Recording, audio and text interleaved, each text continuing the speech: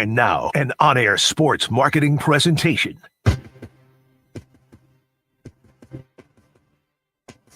You guys hearing everything okay down the line? Oh, yeah. Yep, just want to make sure. It's Roc and Manuch with Jimmy B now on ESPN. You sounded a little loud there. 8.7 FM HD2 and streaming live. That sounds better. Oh, You sound a little louder too. The law offices of Lerner and Rowe in a Roc and You're good on my end, Rock. That's all. 607-1900. Jax, you want to get a quick one? Go down just a tad. And station in Phoenix, ESPN 620. All right, I'm going to make Mike's live here. All right, how about the D-backs? They caught the Dodgers behind Gabby Moreno's grand slam. And how about Phoenix acquiring some land for Rio Salado, the 330 acres over there on 7th Street in Rio Salado? What does that mean? Does that mean something for sports? Is something getting done that we don't know about? We're getting into all of that. Welcome in Roc and Manuch with Jimmy B. Today, it's just myself and Jax are out here at Wright Toyota, right on the corner, right on the price. Here's kind of what we got set for today. We will talk some Dodgers D-backs, of course, for most of the day. In our replay, we'll get into the NBA with the Wolves and the Warriors last night.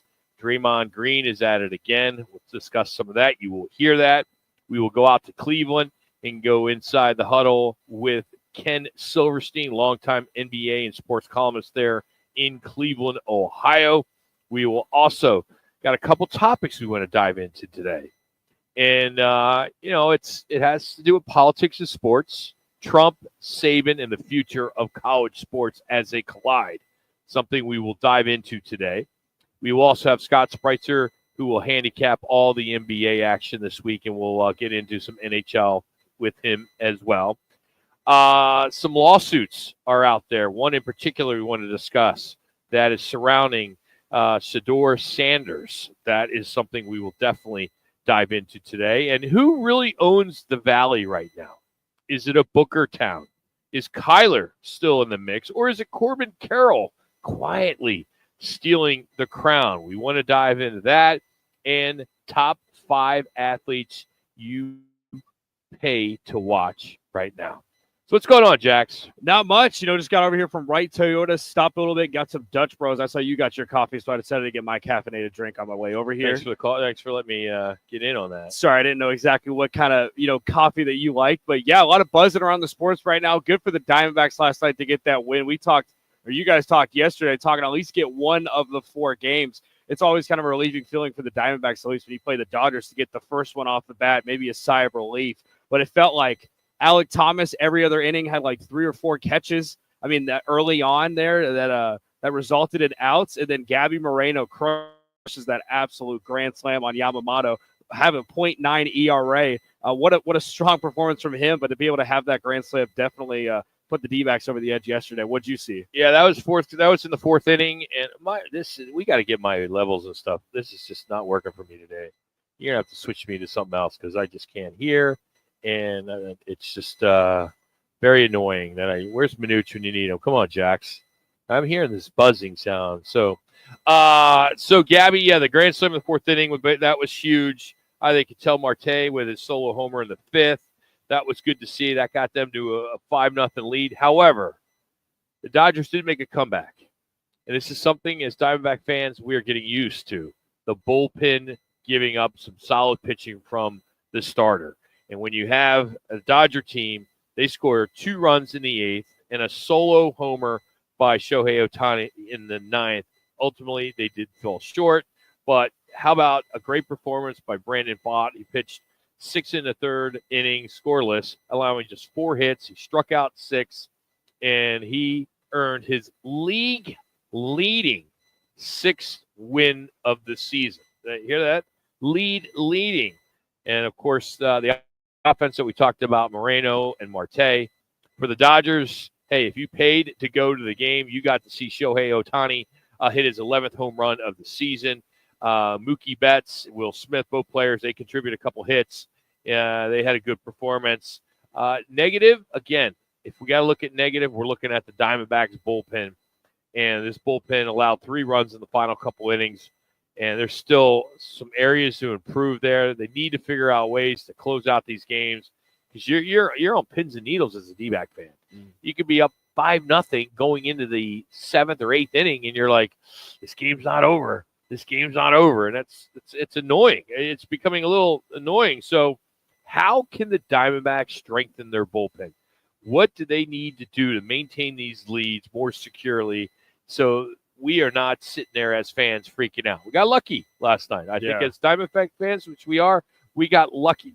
But we can't keep seeing these late rallies. Yeah, I remember last week for the Mets game, they had all bases loaded. I think they were up 1, and it was Ginkel that closed it out. You're kind of on your pins and needles, like you mentioned before. A little shaky start there for the bullpen. I think part of it has to do with the injuries, and hopefully some of those guys can get back, Burns and Rodriguez and stuff like that as well, too. But manager Torey Lovullo said yesterday this is the kind of winning baseball that he envisioned with them getting 3 straight outings in 6+ innings from their starters, and the defense obviously stepped up. Alec Thomas, Corbin Carroll, Marte. That's some things you can keep your head high on in a baseball game like this against the defending champs. 40,000 fans at Chase Field last night. That's huge. That's what you want to see at the ballpark. However, if you're not watching the game and you're just hearing the game, Jax, try turning Rock up. You're sitting there and you're kind of freaking out on the fans because there's so many Dodger fans that are there, and it's annoying. But I don't think this is ever going to change. I think it's something we have to consider as residents and Valley residents that we're here. That hey, whenever there's a sports event, expect fans from the other town. It's just the way it is. We're all from somewhere else. I mean, you're not, but most people are. Seems like 90% of the people you meet, they may call themselves, what do you call it when you're here? You're not a resident, but you are transplant. No, not a transplant. No, you live here. You're what? You're from here. I don't Arizona. Native. A native is what I'm looking for. You're a native. I think a lot of people think they're natives. If they've been here more than 30 years. I don't know what that number is because I've lived here 32, 33 years. So I've lived here longer than where I grew up. So you say you're from Arizona? I don't. Well, no, I do say I'm from New Jersey. I mean, I say if I'm out of town, I'm from, I live in Scottsdale, so that's where I'm from. But if someone asks where I'm originally from, then I'm South Jersey, Philadelphia area. So, but that's how that works.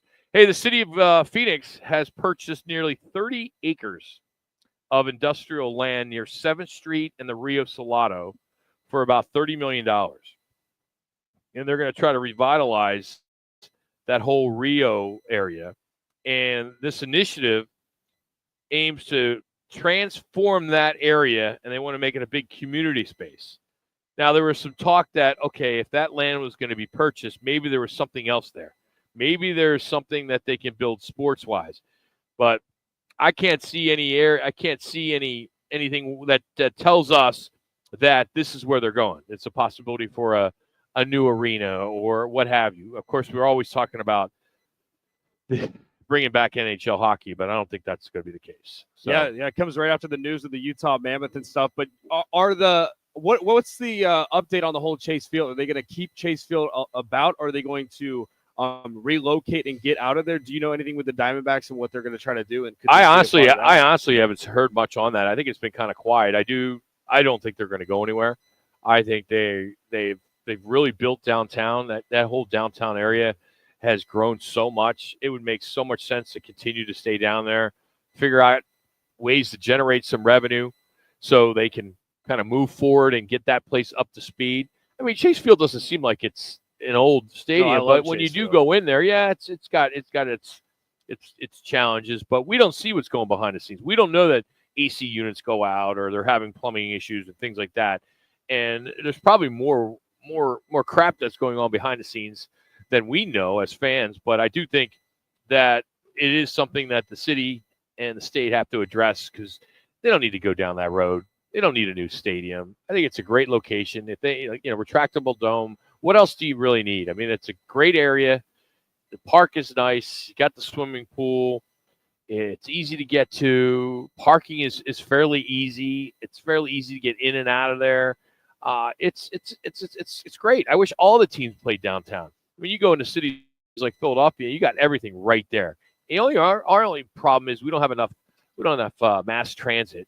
You know, I know the light rail goes down there, but it's hard to get to light rail. You got to live in Mesa, right, to get there. About another minute or so Tempe to actually get into the city on the light rail. I wish they would have thought about this a long time ago, where the 101 or the 51, that would have been cool. In the middle would be the light rail. Like if you go into Seattle, that's what they have. They have these trains, these light rails that are going in the middle of their highways, and it would makes too much sense. I mean, it would take years and years to be able to do that, and tons of money, billions of dollars. But I wish our elected officials would have figured that out a long time ago. If they could have seen in the future what the city was going to be. I mean, I moved here like 30-something years ago. It was 1.2, 1.5 million, and now we're upwards of 7 million. I mean, that's a lot of growth over the course of 30 years. And it's unfortunate that the officials, as I mentioned, that were elected did not see that and put some money towards it. So anyway, all right. So what we're going to get into first of all, let's get into our State 48 Roofing It's Your Call question of the day. Which Arizona team has the most pressure to win this weekend? Is it D-backs, Dodgers? Is it the Suns front office, the coaching search, the drama behind it? Or is it the Cardinal rookies at minicamp? Which Arizona team has the most pressure to win this weekend? Basically, win the weekend. So on Monday, what's the big story? Is it the Diamondbacks taking 3 of 4? Or is it the Suns hiring their coach? Or maybe something positive comes out of rookie minicamp? So that's your State 48 Roofing It's Your Call question. You can go to our X page at Roc and Manuch, and you can vote there, and we will have the results later. But we're going to hit the replay button. That's the replay rewind. Moreno goes grand slam for the D-backs.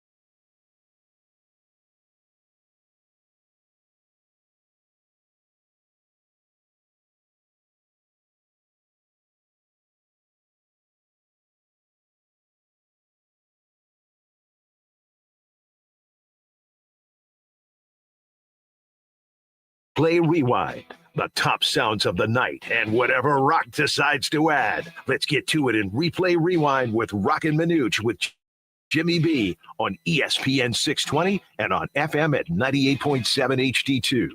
All right, Dodgers take care of business by losing yesterday to the Diamondbacks 5-3. Gabby Moreno, he blows it open with a grand slam in the fourth. D-backs jump ahead 4-0 and hold off to win 5-3. Here's that granny in the bottom of the fourth. Here's the pitch. Swung on. That is hit well out to right field. It is deep. It is back. It is gone. Oh, what a swing by Moreno. His first of the year.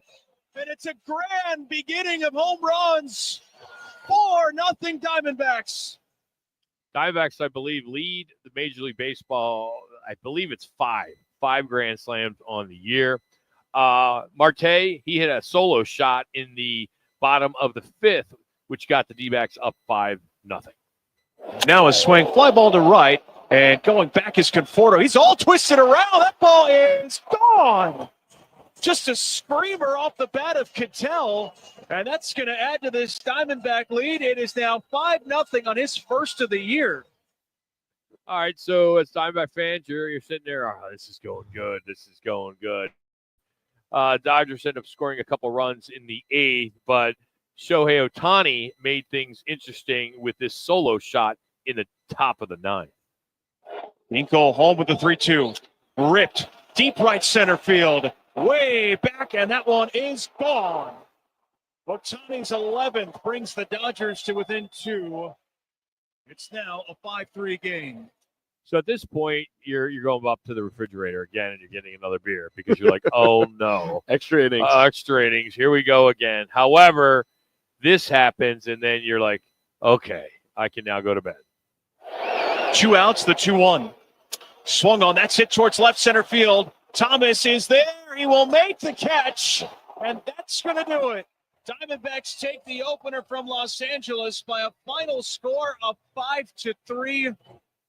There you have it, 5-3. D-backs take 1. They'll go at it again tonight at Chase Field. All right, Wolves and Warriors.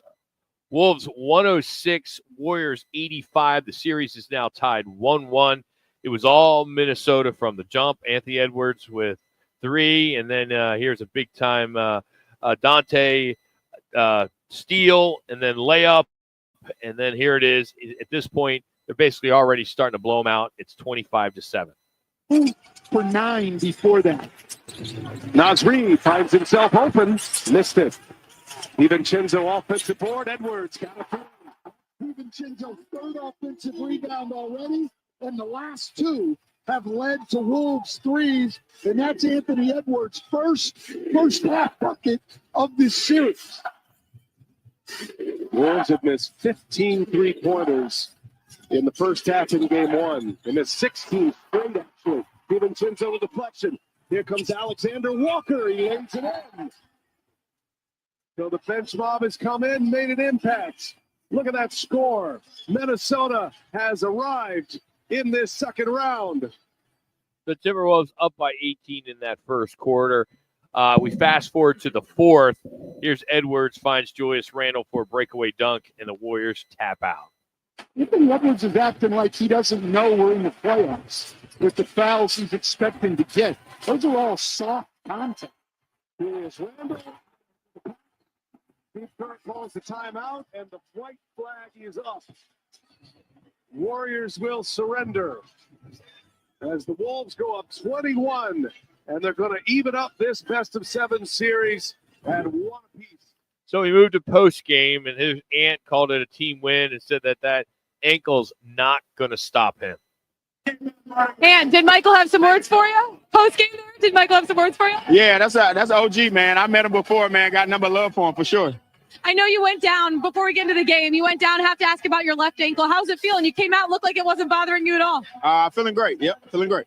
Okay, you knew that you needed to jump and come into this one with a little more energy. The whole team did. How were you able to turn the mentality, turn the tables around, even this thing out? We watched film yesterday. We seen that it wasn't just we didn't make shots. It was more so our defensive pressure and intensity. We didn't bring it. So we knew we had to bring it today. Speaking of that defensive pressure and intensity, Julius Randle, he was 3 rebounds away from a triple-double. What has he meant to this team this season since he's been here? It means a lot, man. He's an alpha male, man. He stands out. And when he plays like that, we're hard to beat. And this thing shifts. You guys are heading to the Bay now. What's the mentality? Got 2 there. Go out there and try to win. That's the only mentality. That's all I know. That seems easy enough. I appreciate the time. Congrats on the win. Thank you. All right, again, this is all TNT. It's our replay rewind. Here's Jaden McDaniels. Jaden McDaniels has called him Superman. We're talking about the Anthony Edwards injury. Charles Barkley said it felt more like Paul Pierce needing a wheelchair. Like you never really know. Yeah, you never really know. Superman for real. Yeah, just because you never know which one is like really bad, especially when you don't get to see them. Right. But he always finds a way. Like one thing about he's not gonna sit out. Like he's got to be damn near dead. Happened? Yeah. It could have just happened. No, that's not true. Hit that man in the face. But it just happens to him a lot. Yeah. And not only that, then you had Anthony Edwards. As Trace Jackson Davis lands on his ankle, this is an issue if you're the Minnesota Timberwolves. Obviously, this is Paul Pierce like right here. But it's not the only first thing time. he was missing was the wheelchair. Not the first time this postseason that left ankle has taken a shot. That one with LeBron James. What, this dude look like he'd be dying out there. He'd get back up like that's wrong. It comes out. Look at there. Come on, man. Listed as questionable for the rest of the game. Come on, man. In the second half. Come on, Emmy, sir. Oh, my goodness. Charles is right, though. I mean, Anthony Edwards, it looked like he got shot. Like looking at the court and him having that ankle injury. So, I mean, obviously it was great to see him come back, but you didn't expect him at halftime to be going through band work and having him get resistance on that right ankle. It looked like a completely different player in the second half. And that was one thing last night too, Rock, about the Wolves is Anthony Edwards had a 20-point game. That's an average night for him, but it was the other guys surrounding him. 47% from 3 after having the worst 2-stretch game performance for the Wolves in terms of 3-point shooting. All right, we turn our attention now to Draymond Green. He does it again. He picks up his 5th technical foul of the postseason. That's 2 away from an automatic suspension. Here's a fired-up Draymond Green. Again, this is all courtesy of TNT. Again, Draymond Green draws the foul. Immediately, Tony Brothers. About 3 more minutes. We'll take a look at it to see if the elbow caught the face of Reed, and apparently it did by that reaction. Here. The ruling on the floor is a personal foul on Reed, followed by a dead ball technical foul on Green. Minnesota will shoot 1 shot, and then Golden State will have the ball on the side. Very frustrated. Got to get control of his emotions. I understand the frustration because I don't think there was any intent there. But the referees are calling the game the way they expected it to. Steph Curry now trying to calm him down. Draymond making his case, which Steph understands. They're going to get Jimmy Butler back in the game for Draymond and try to get him away from the officials altogether. Very smart move by Steve Kerr right here. I mean, they're down 16 right now. They cannot afford another technical on him. And he's got to stay away from the crowd also. Yeah, I think if he's headed back, he's headed to the end of the bench. I'm not sure he shouldn't just go to the locker room and calm down a little bit. All right, again, so there's Draymond Green. He chirps at the crowd and gets teed up, and then Steve Kerr pulls him out of the game. But he wasn't done. Post-game, he says the media's, they're the ones that are pushing a narrative. You look like the angry black man. I'm not an angry black man. I'm a very successful, educated black man with a great family.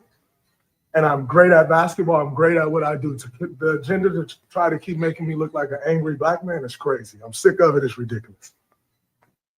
I gotta tell you, I don't know how he's still in the league. I know he's a great player, but man, he just seems like he just can't control his emotions. He just goes off. I mean, for him to have 5 technical fouls absurd in the postseason, and they're in round 2. I just don't know how he continues to stay in the league. Yeah, and the one on Naz Reid, too, he was trying to draw a foul, which was a foul on Naz Reid, but it was kind of like a weird motion where his left elbow went right into the face of Naz Reid, where he didn't really need to have that extra movement. And you're right, Rock. He continues to deal with this narrative surrounded by him, which is going to be for the rest of his career and the rest of his life. It's going to be him being a dirty player and him just having technical foul after technical foul, whether it's a postseason or wherever. He just continues to have suspensions and more fines down his leg. All right, one more, and that's Steve Kerr's message. Said, stay composed regarding Draymond Green. Yeah, I could see, he had gotten pretty upset, and I just didn't want him to get another technical, so I took him out at that. You guys are clear to toss whenever you're ready. No, he's going to have to be careful now. He's, is he 2 techs away? 5 techs and 2 flagrants, and So 7 and 4. So two more techs, he'll be suspended. Or 2 more flagrants, right? Yeah. So he's going to have to stay composed. Obviously, we need him, and I'm confident that he will, because he knows the circumstances. It's part of Draymond. The same thing that makes him such a competitor and a winner puts him over the top sometimes, and we know that, and it's our job to try to help him stay poised, stay composed. But the competition is so meaningful to him that occasionally he goes over the line. All right, Steve Kerr, all that sound brought to you by TNT and NBA TV. Today's replay rewind is brought to you by Lerner and Rowe. In a wreck, need a check? Make one call. That's all. 602-977-1900. Always online at lernerrowe.com. You can get a free consultation there. Again, that's 602-977-1900. Lerner and Rowe, they can help. Well, coming up, we go inside the huddle with the Cavs. They're down 0-2 and heading into a must-win Game 3 tonight in Indy. Can Donovan Mitchell do it all, or someone else is going to have to step up? We'll catch up with Ken Silverstein, longtime NBA sports columnist there in Cleveland. He will join us next. It's Roc and Manuch with Jimmy B on ESPN 620 live from Wright Toyota.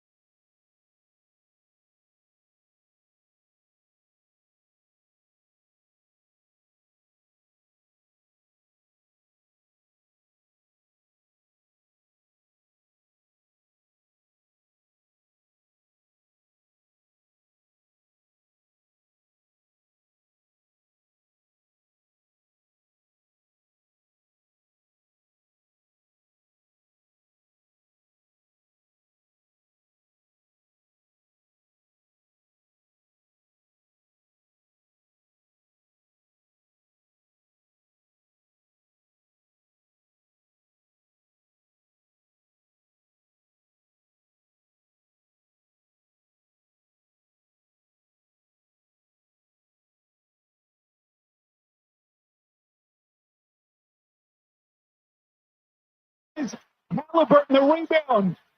9 seconds. They do have a timeout. Carlisle's going to let him play. Halliburton steps back. Tyrese Making Mike's hot. trying to take Cleveland's heart. It's over. The Indiana Pacers in a Game 2 stunner. All right, Cavs are down 2-0 in the Eastern Conference semis against the Pacers. Game 3 tonight, 4:30 from Indianapolis, and it'll be on ESPN. And Donovan Mitchell, he's been stellar. He's averaging over 40 points in the series. But the Cavs need some contributions from the supporting class to turn the tide here. And joining us now to talk some Cavs basketball, maybe a question or two about the Brownies. Ken Silverstein, longtime NBA and sports columnist there in Cleveland. How you doing, Ken? Rock along with Jax today. The old men, they're on vacation today, so we got the young guys working today. So how you doing? I'm doing well, better than the Cavaliers are doing, that's for sure. Yeah, that's true. That's true. So let's start with the obvious. What's the mood you think around this Cavs team right now heading into this Game 3 being down 0-2? Well, if they don't get Garland, Mobley, Hunter back in a couple hours, they're in a heap of trouble. Yeah. And 60-plus wins in the regular season go poof. And you can debate about how important the regular season is and seeding and, wow, you need home court advantage, you need to be in the top 4 and so forth and so on. Garland is vital. He's got a toe injury. He's missed 4 straight games. He light workout yesterday here in Independence, Ohio, a suburb of Cleveland, which is where they have their training facility. And I don't know. I would not hold my breath. Mobley's got an ankle. Maybe. I don't know. Yeah. They're not talking severity. I don't think it's a high ankle, because if it's a high ankle, it's 4 to 6 weeks for most guys. So I don't think it's a high ankle, or he has no chance of appearing tonight or any time in the foreseeable future. And Hunter with a thumb, they can tape that up. My guess is of the 3, and I guess I'm playing doctor here. Yeah. My parents would be so proud. Yes. Oh, I failed them miserably. Ended up being a sportscaster rather than a doctor. Yeah. Oh, my goodness, a failure completely. Whatever. Bottom line, I think of the 3, he's in the best shape, but they need a lot of help, and I'm not sure the help is coming, quite frank. Kenny Atkinson has been somewhat vocal about the officiating. Do you think that it's just maybe playoff posturing or a real concern inside that locker room? Well, look, I mean, we've both been around the game a long time.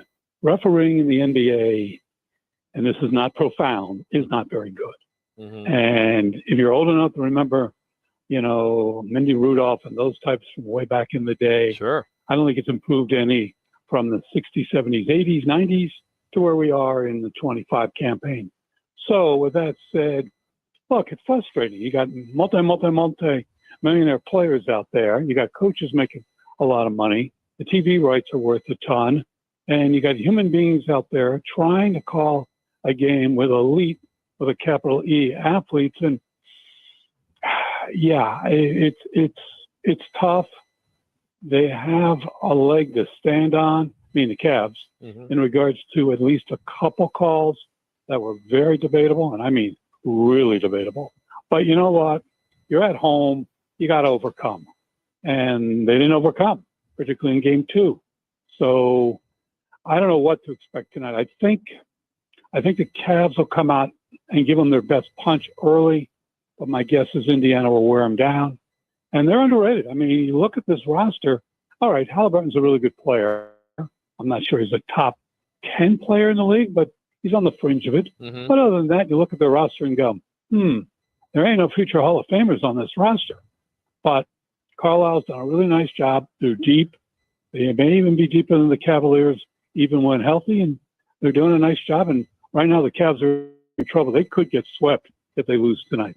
Man, that would be so shocking. The Pacers just play so scrappy there, Ken. And you talk about the Cavs. If they do not have all 3 of those players, what kind of role do you expect from Jarrett Allen? He's been kind of quiet, even though he had 22 points in the last game. It seems like, at least in the boards and the all-star potential that we've seen him at points too has just not been there, especially with Evan Mobley being out. Who are some guys that you think that the Cavs need to step up tonight if those three are not playing? Well, Allen is one for sure, but again, limited offensively, because if you get away from 5 feet from the basket, he's not a factor. And I know this is not exactly what you're asking, but I'm going to build on it anyway, because we have talked around here that if they didn't reach the NBA Finals, do they bring back the same roster, which is pretty much what they did outside of the trade at the deadline for DeAndre Hunter from Atlanta. So if you put that aside, let's say they lose this series, which right now it looks like they will, or they lose it 4, 5, 6, 7, whatever. Let's say they lose this series, and you're the brass for the Cavaliers. Do you bring it back with the big four? That would be in no particular order: Mitchell, Garland, Mobley, Allen. Or do you break it up just a little bit? And if you're going to break it up a little bit, in my opinion, and I'm not the only one who feels this way, Jared Allen would be the guy that would be dealt. Mobley would be moved to center. And then whatever they would get in return for Jared Allen, make him a little smaller, make him even more versatile. Maybe Mr. X, whomever they would get for Allen, would be a sniper from 3, which would spread the floor even more. Just something to ponder if they lose this series, which we're going to assume, at least for this time being, they're going to lose the series. It's got to stick to Ken too, because the Cleveland Cavaliers, the hell of a regular season they've had has been a bright side for Cleveland. And if they were to get swept, your attention goes back to the Browns right now with a crazy quarterback room. Kind of talk about what you anticipate with Shedeur Sanders. And wait. I'm not done. I'm going to stay with the Cavs. Sorry. Ken. I got one more because I want to talk. I got to ask you this question because this is my whole family's from Cleveland. I'm a fan. The buzz there in this town. Let's just assume we're talking here that they do fall. Okay, the series, it slips away. Would you look at this season as a step forward because of what happened last year, or would this be viewed as a major disappointment? Wow, great question. And you'd get different responses from different people. Yeah. I think it would be a disappointment. I really do. Now, look, they can fall back on, hey, let's say tonight and in game 4, they don't get any activity from the likes of Garland, Mobley, and Hunter, or let's say only one of the 3, and they lose the series. You can make a great argument. Yes, disappointing, but you can also say, hey, if we had our guys, fill in the blank. So that's why this off season is really going to be very difficult if they lose this series. Do you do what I'm thinking, which is, okay, you've had 2 years of this. You lost to Boston. You lost. 2.5 more minutes, 2.5. Yes, there are factors, some more obvious than others, less obvious against Boston, maybe even more obvious against Indiana. For sure, Kobe Altman is a very aggressive guy. And that's why, personally, even though I'm not in his inner circle, he's not going to ask me for my opinion as much as I wish he would. Bottom line is, I think if they would make a move, Allen would be the guy. They're not moving Mitchell. They're not moving Garland. And for sure, they're not moving Mobley. So for different reasons, Allen would be the guy. But again, we'll see if they lose the series. You got the NBA draft coming up later on in June. And, we'll see how aggressive they are. But if you look at Kobe Altman's resume since he took over as, quote, the major decision maker, he's not afraid to make a move. Could you see a Kevin Durant in a Cavs uniform? No, I don't. Okay. And it's funny you mentioned that because I was thinking the other day. It just the money. Just wouldn't work there. Age, it wouldn't work. Now, if you're talking about someone, see, this is where it gets tricky. I've been trying to come up with a name for a trade for a Jared Allen type, and I know what I'm looking for. The problem is, what I'm looking for, I'm not sure that you can get it for just Jared Allen by himself. Yeah. So that's where Kobe Altman, okay, Kobe, earn your money, my man. See if you can get it done. No, I don't think they would go after Durant. I still got bad memories of Durant hitting a huge jumper playing for Golden State that knocked out the Cavs. Oh my goodness! And I can't like yesterday. And I can't see Dan Gilbert and Matt Ishbia, the Suns, making a move. I think they fight amongst themselves in the mortgage business over the years. So I can't imagine them doing a deal. That would be that's a very good point. That would You got two humongous egos. Oh, jeez. Hanging head. No, that deal is not going to be made between the Suns. And that is a tremendous comment.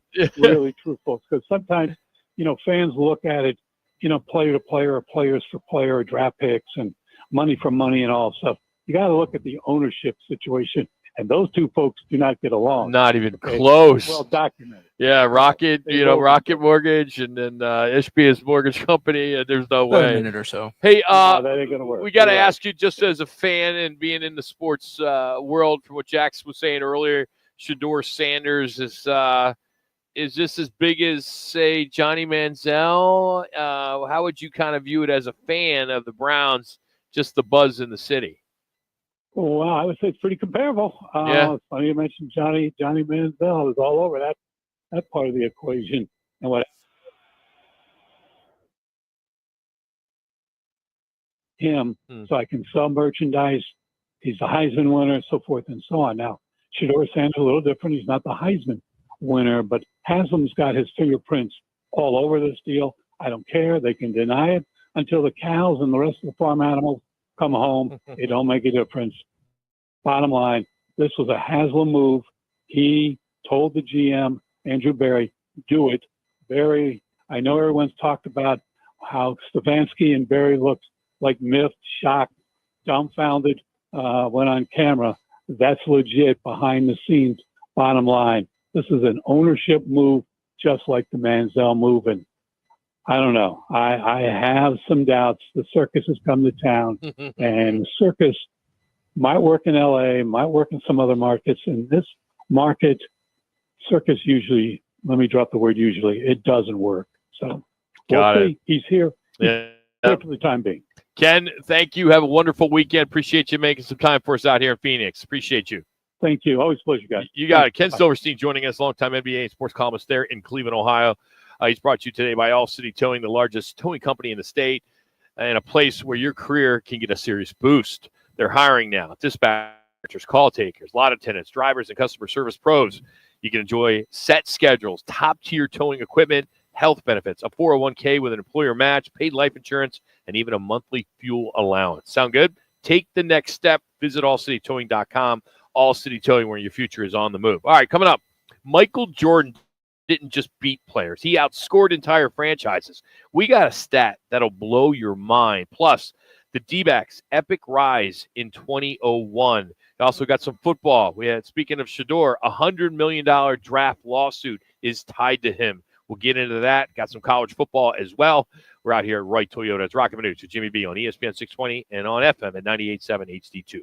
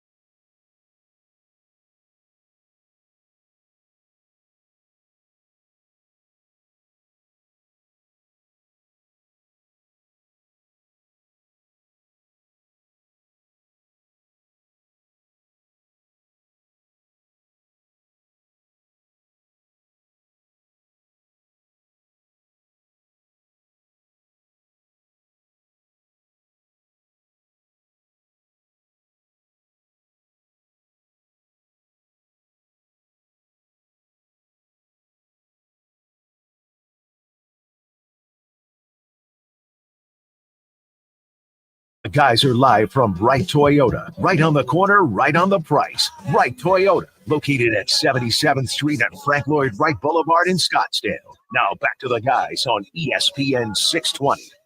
All right, we're out here at Wright Toyota, right on the corner, right on the price. Wright Toyota in Scottsdale, our home. So if you're in the market for a new or pre-owned vehicle, this is the place to go all weekend long. You can check it out.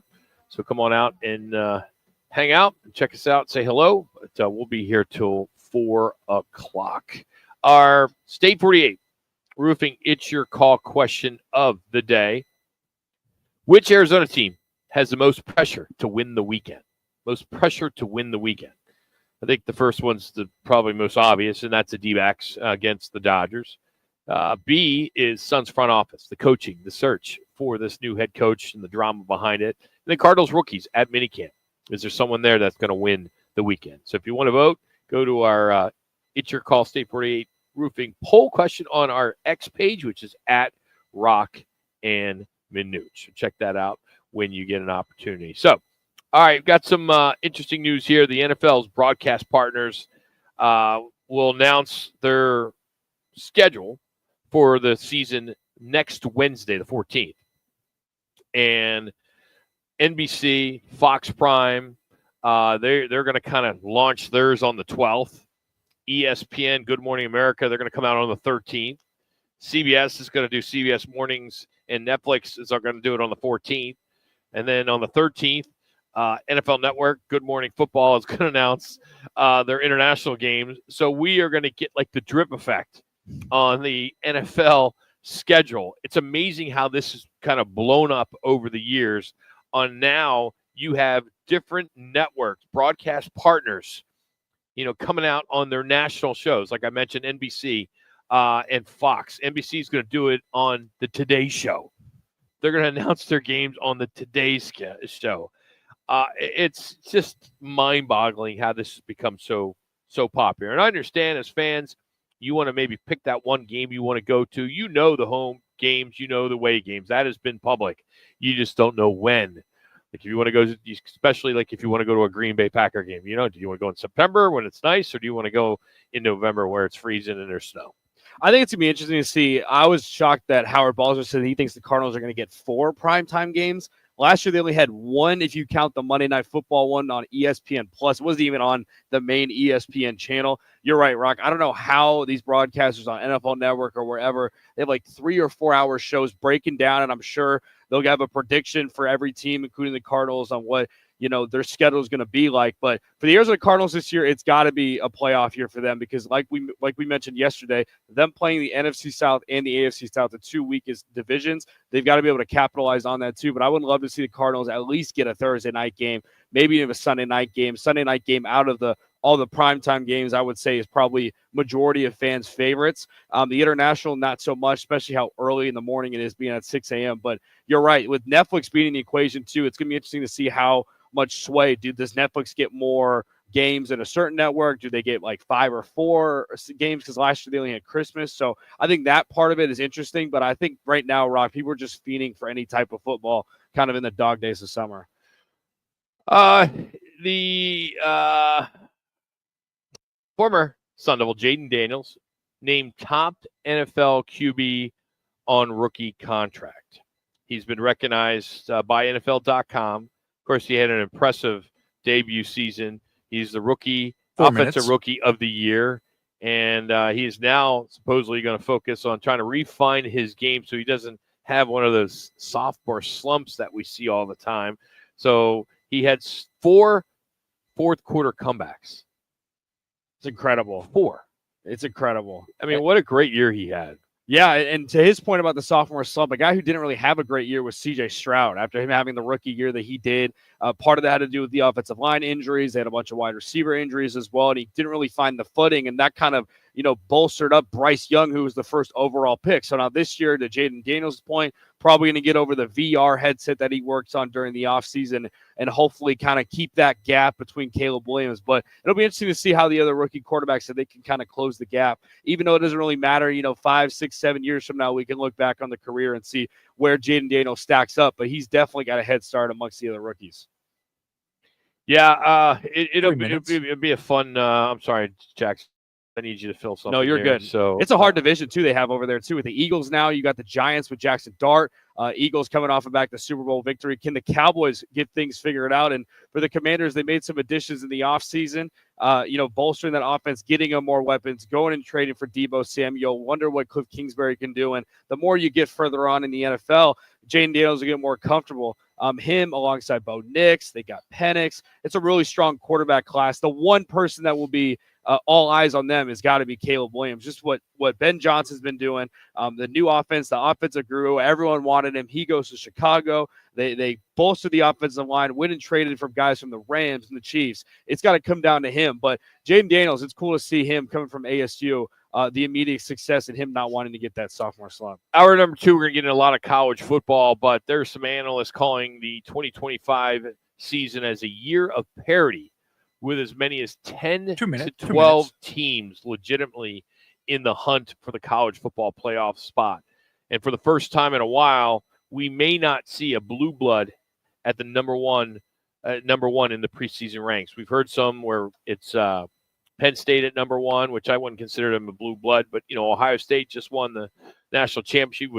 You would think that they would be number 1, but why the change? You asked? It's a mix. It's a mix between elite quarterbacks returning to non-traditional powers. You got some big time recruiting like Oregon and Penn State and Florida State. You got so much movement in the transfer portal, and get this: the new 12-team playoff format. That's only throwing some fuel on the fire. I think more teams are, I believe, can make a real run now. So they're not just sneaking in, they're making a run. So fans, I think, who've been waiting for someone other than the Blue Bloods to crash the party, this could be the year 2025. Yeah, and that's like the good part about NIL and the transfer portal, and we'll talk more about what they're going to try to do and fix that. But you're right. And a team that you didn't even mention, Alabama, quiet. Not a lot of people talking about it. We talked about them last year because Nick Saban retires, Kalen DeBoer takes over. It's a big year for them. They've got to make the college football playoff after being a 3-loss team. They started out hot when they beat Georgia, but they collapsed at the end of the season with that Oklahoma loss. All right, next up, could Congress actually fix college sports or completely wreck it? We'll hit some of the positives and the negatives as DC takes over the NCAA, from NIL clarity to what we think is just going to be chaos.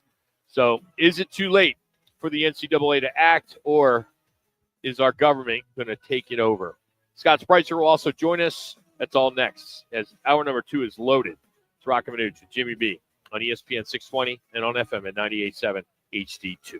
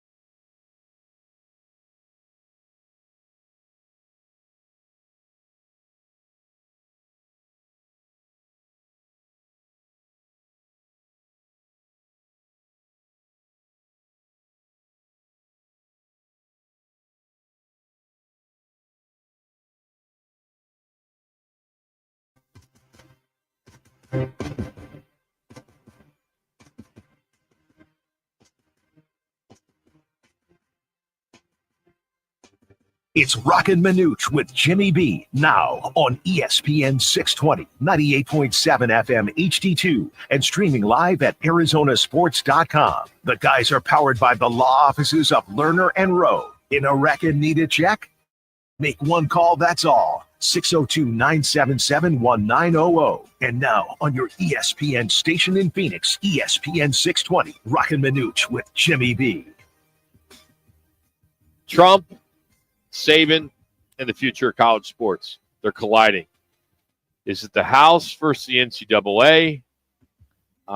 Is it Trump just name dropping being Trump? Or maybe this is just political buzz? Either way, it's college football. It's something that we love. And if Congress takes over control over the NCAA, if the House wins, how will it change the future of college sports, specifically basketball and football? I guess one big question here is, and we just don't know how powerful the NCAA is. Should the NCAA get in front of this, or is it too late? Is it just a disaster waiting to happen, or the clarity of college sports desperately needs someone to take ownership and get it on the right path, get it on the right track? I mean, there's some positives if Congress takes control over the NCAA, but there are quite a bit of negatives if Congress intervenes. And Jax, I know it's something that, we've talked about, that this is, something that sports and politics, they don't go hand in hand. Here, they're clearly going to go hand in hand. Yeah, and I think when, the mixed opinions on this is the president coming in, and let's be honest, when every time President Donald Trump, whether you like him or you don't like him, he gets involved, people are going to have some type of opinion or uncomfortability of a president coming in. But I think for this situation in college football, it's finally nice for someone to come in and want change in the sport, and for Nick Saban to be a vast voice of it. And I think the impression that people have with Nick Saban is that he wants players to not get paid entirely. I think for name, image, and likeness, you should get paid off of that, not the pay-for-play system, is what he talked about all the time. You see a bunch of guys with a winter transfer portal window and a spring transfer portal window, and they always compare it to the NFL. Imagine having a free agency window after training camp. That wouldn't make any sense. So that's the root of all of this. And because of that, you've got a bunch of things where there's Nico Iamaleava requesting for more money, or Matthew Sluka, the UNLV quarterback, after 3 games wanting more money, or he was out. It's those little circumstances that they have to figure out. And I think it's almost rewarding, and it's not going to be overnight. But I think it's our car now in college sports is moving around 5 miles an hour instead of 0, because we have the president. We finally have some leadership that's going to step up. That's what we've been wanting for the past 2 years or 3 years or 4 years when this whole got established. So I think it's good for the sport that we're finally getting some presence. And it's not even that, too. It was, Donald Trump and Nick Saban addressing that they're trying to study college sports to get to the root of it. I just think some people have a different orientation of it, because you hear, okay, Saban and Trump are going to lead this. It's going to be for worse things. It's not. It's just athletes are taking advantage of it sooner. So let's look at the positives. All right, let's just assume that Congress takes control over the NCAA and the NCAA rules. I wrote down five positives. I think my number one was the NIL rules. Uniform NIL rules. One standard, one national standard, instead of what they're doing now. It's a patchwork in each state. You see what they're doing in Georgia. Then Alabama is following suit, where these kids don't have to pay taxes on the money. Everyone's doing it differently. So that one, would you agree, would be probably number one, right? 100%. Number two is protect the athlete. These federal laws could enforce, say, health insurance, compensation protections. This is where the athletes could be protected. There's so many people out there that feel that athletes should get paid. I'm really not one, because I think the scholarship is paid enough, but I do understand why people are like that. But they need to be protected. As a former student athlete, you want to be protected. Now, federally, do you want laws that can enforce it? Probably not. But if that can help, I think that would definitely be one that I think should be considered. The other would be some more clarity on the transfer portal. Some clear guidelines to limit the chaos, like you talked about, where a quarterback at one school goes into spring practice and then all of a sudden decides he wants to transfer again, or he's not getting paid $4 million, and he's getting paid $2 million, but he wants $4 million, whatever the number is. I think if they can create some better chaos or some better guidelines, we can limit the chaos. This one's going to be hard, and it's funny when you hear Saban talk, but he talks about a level playing field. All right, let's try to do that, but how can you do that?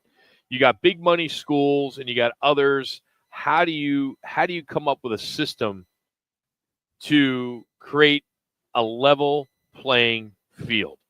I don't know how to do that, but that would be a positive if they can do that. Yeah, did you see that Texas spent $35 to $40 million on their roster? And then Texas Tech, one of the guys that's a part of this, I forget his name, but he sold his oil firm. That was like $1.2 billion, and they also spent a ton of money in NIL. And then you got a team like Indiana, who's only got 11 to 15, which even saying only 11 to 15 is pretty nonsense. That's a little amount of money to spend on a roster too. But I get to your point. I'm like weird on that perspective of it, because I don't like to pay for play, but I do kind of think it's a cool thing where if you do want to have your program perform better, raise the money, raise the funds to go and get those players to try to make a run at a championship. I think it is cool for other schools like Texas Tech and Indiana to be in the equation, but you're right. They have to come up with some kind of balance between Texas getting $40 million every year and those other small schools who are now getting more money and are probably in the equation now versus before, where they aren't getting those recruits. They've got to find a balance in between those, but you can't really diminish a team like Texas though too, where they have the money, they have the funds for it, if that makes sense. I don't know how you work that, because you can't really disadvantage a team like Texas that raised $40 million, but you can't give a team like Indiana more money when they don't raise that money to begin with. What if you create a salary cap?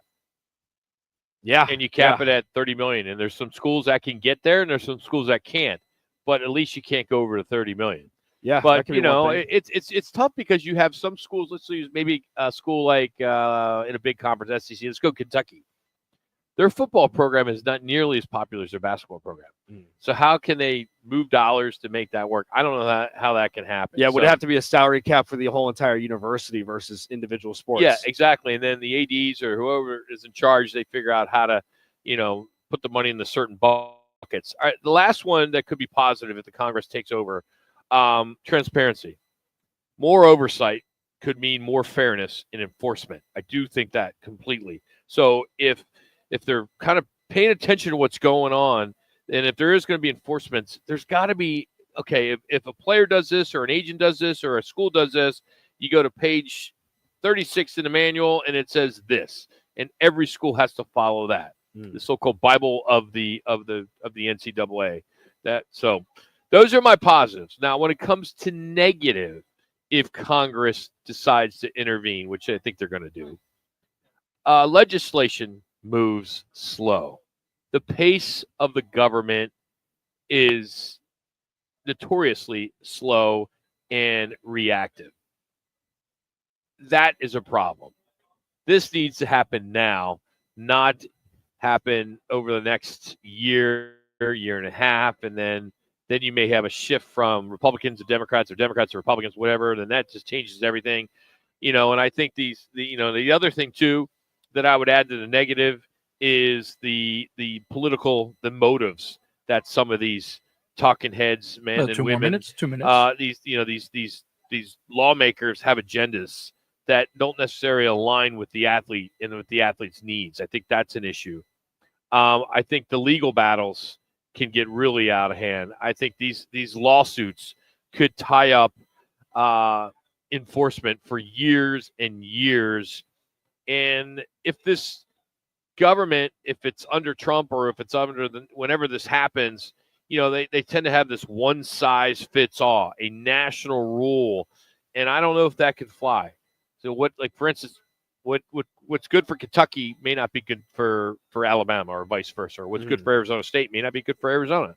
So those are my negatives. I don't know if you agree with any of them, but I'm leaning more towards the positives. The positives. Yeah. And, we all hate government interaction, at least I do. But at this point, how bad it's gotten, and it's just getting worse and worse and worse. And I had an opportunity to be around some college head coaches and athletic directors last week, and they can't stand it. And to the point where a lot of them want to get out of the business because this has kind of gotten so out of hand, and there's no governance. It's just bad. I don't know if it's going to get better before it gets worse. Yeah, now you're getting college athletes that are more worried about how much money they're making versus the amount of playing time they can have and impact a team. I'm sure, the guys that you met with last week, they don't want to have to deal with what their NIL budget is. And I'm sure Kenny Dillingham slowly but surely doesn't want to have to go out and ask people to fundraise into their school so they can keep a wide receiver they got from the University of Alabama to transfer in, or Clemson, or even straight up their quarterback for Sam Levitt. No other year you would have to have a quarterback year after year announce to the fan base, hey, I'm coming back to the university. I'm not leaving. Or even talk about when Tennessee's quarterback Nico Imala left, they were getting poached. They were poaching at other universities starting quarterbacks to try to pouch them to leave their universities, whether it was TCU or Texas Tech, to come over and play for their school. So that's another issue on top of that. If you had to pinpoint one issue, are you more the athletes getting paid? Are you more the transfer portal's got to be the issue first? Is it a salary cap? What do you think the first issue needs to be, or even the amount of transfers that one person can have? You can't have 8 different schools in 8 years, or you can have 4 different schools in 4 years. I think they've got to eliminate the spring transfer portal window first, and then after that, they got to figure out the calendar, and then on top of that, they've got to figure out some kind of, you talked about earlier, the salary cap between all these either conferences or universities. We'll debate all those sides next as we continue on from Wright Toyota. It's Roc and Manuch, Jimmy B here on ESPN 620.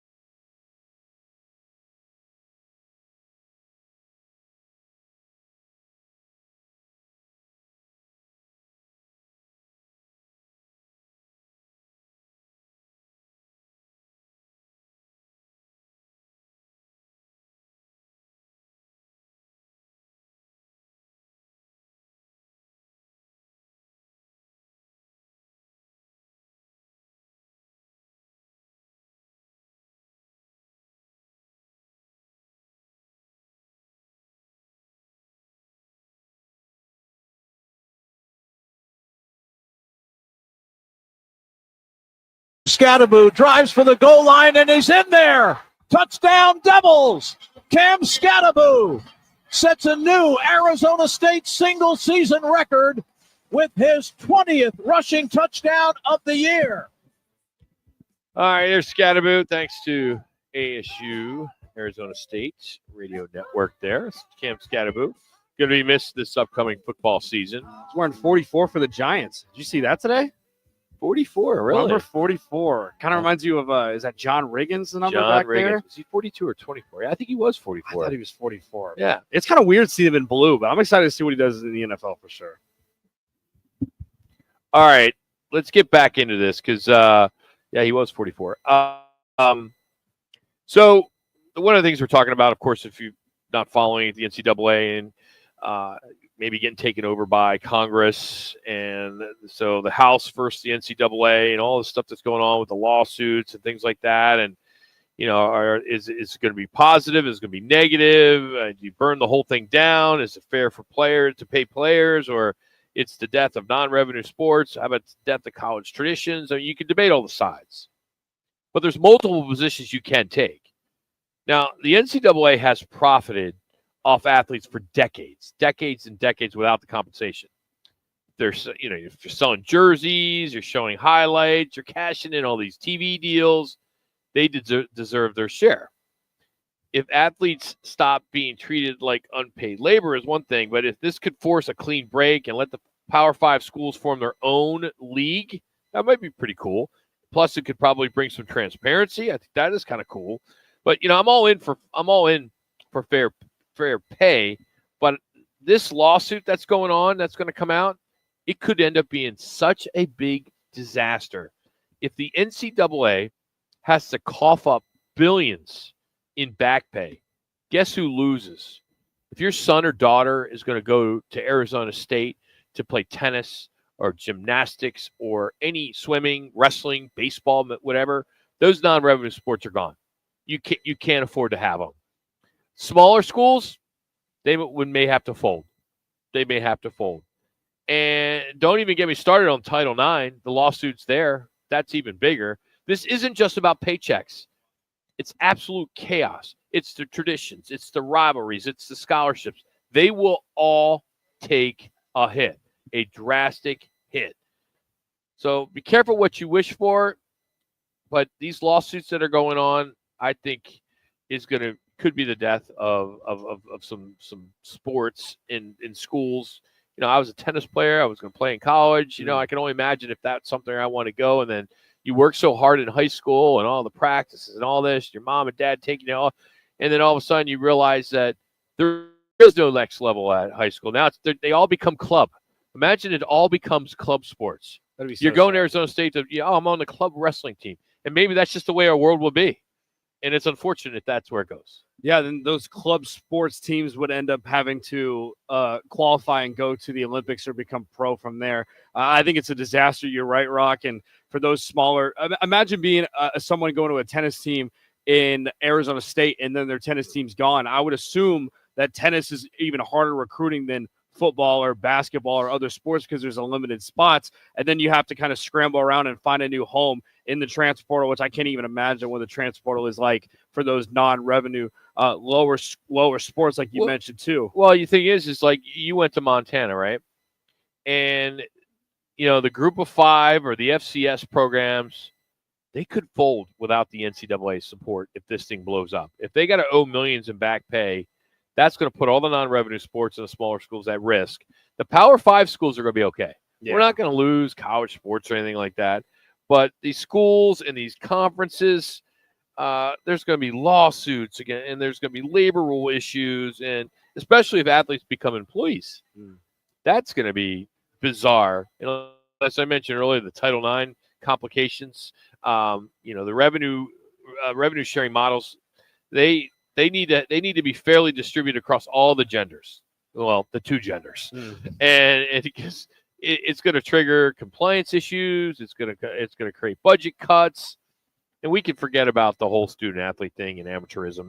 That's all gone. Yeah, I just don't know where the positive is. I think there's some people that may say, okay, there's some positive there, but there are so many, and it's usually the athlete I mean, the more friends I have that played sports, they're like, oh yeah, I should have got paid. They're making six figures in a big time job.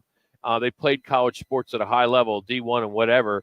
They got a scholarship. They got to go to school for free. They don't have student loans. They're in the workforce because they probably, it's invaluable being on a team or doing what you do in sport in college for a team. It's amazing that some of these former players feel that they should be retroactively compensated for the revenue they generated when they played 10 years ago. Yeah, you were born the wrong time. It's guys like Johnny Manziel, and he built A&M into what it is. But if you're 10 years later on with NIL and stuff, then you're able to make money. Or even Reggie Bush, who's won the Heisman and had a long career in the NFL, he's starting to come back and he wants money back in his USC days. I agree with you. I think it's unfortunate. I think it's just kind of players back in those days that are just jealous that they weren't around the times of NIL, that it wasn't sooner. Well, there doesn't go a day that we bring somebody on and we're talking college athletics, and I'm not going to say a name of whomever, but a guy that played in the NFL or guys that played in the NFL, they're like, oh, I wish I just came out at the wrong time because they would have got paid so much, in college, and it's interesting where you got some players that are making more money their junior or senior year in college than they would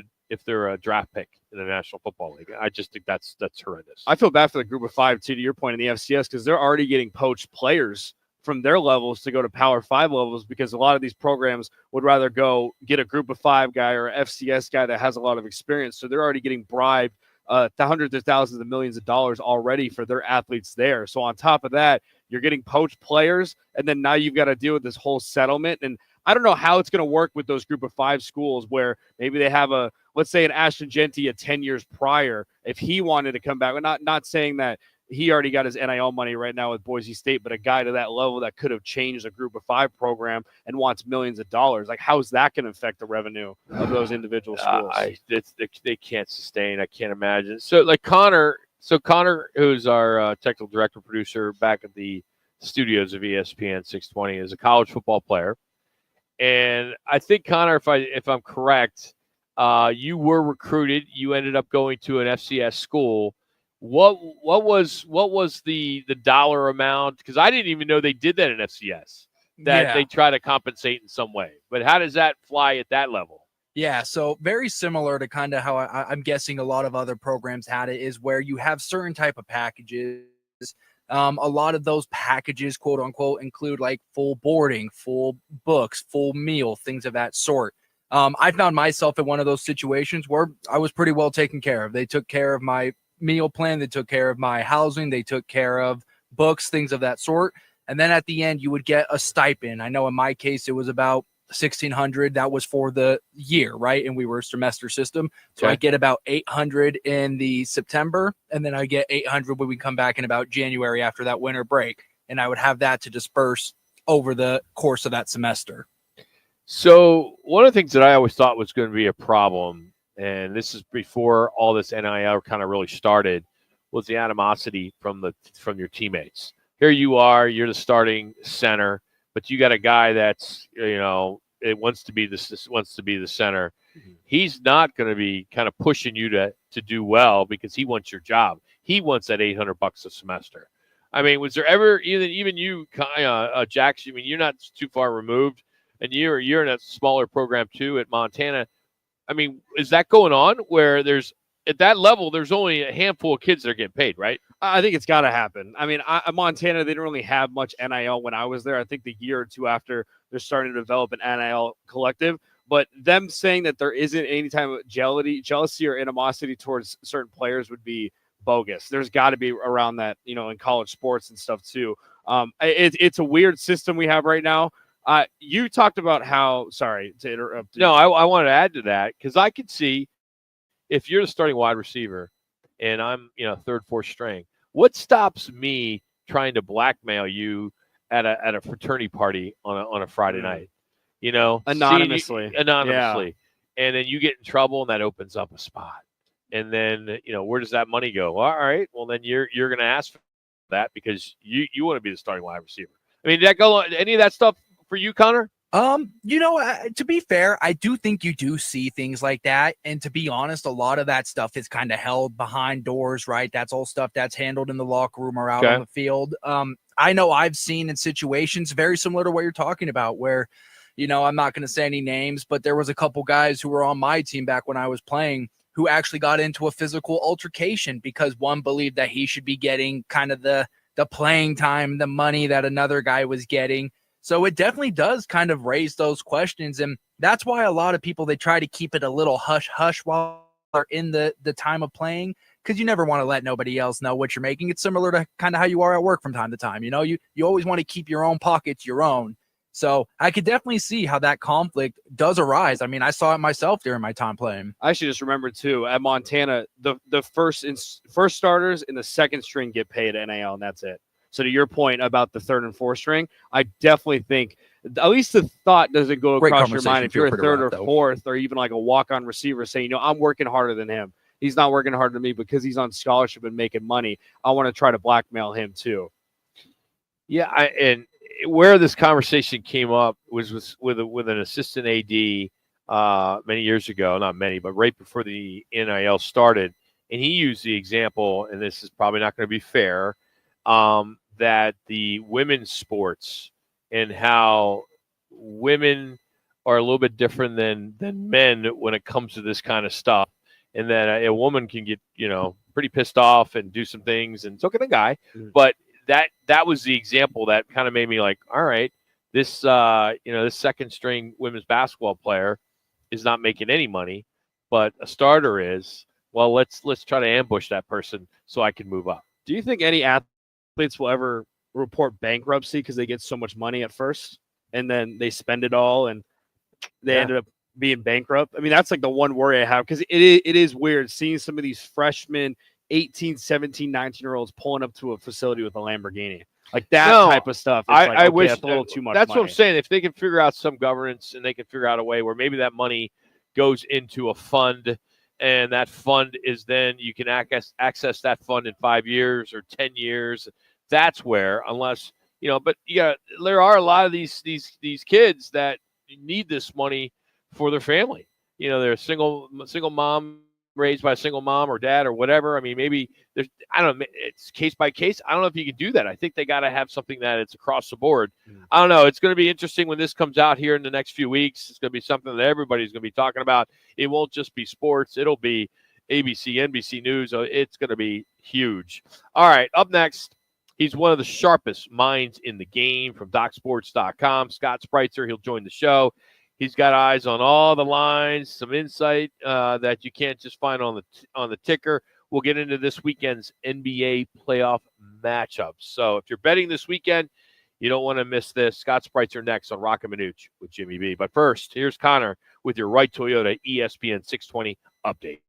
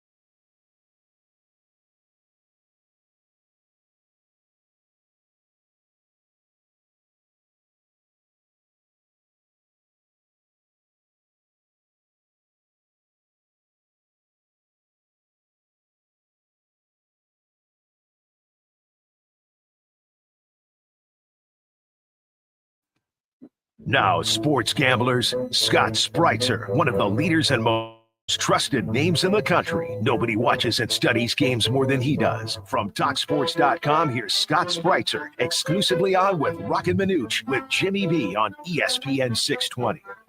All right, Scott Spreitzer joins us here on Roc and Manuch with Jimmy B. No Jimmy B, no Manuch. We got Jax filling in. Of course, Scott from DocSports.com. All right, you've seen the picks. Now let's hear the insights. Scott joins us. We're going to break down the top playoff matchups this weekend. We got Cavs, Pacers, Thunder, Nuggets, Celtics, Knicks, and then Wolves, Warriors showdown. How we doing, Scott? What's going on?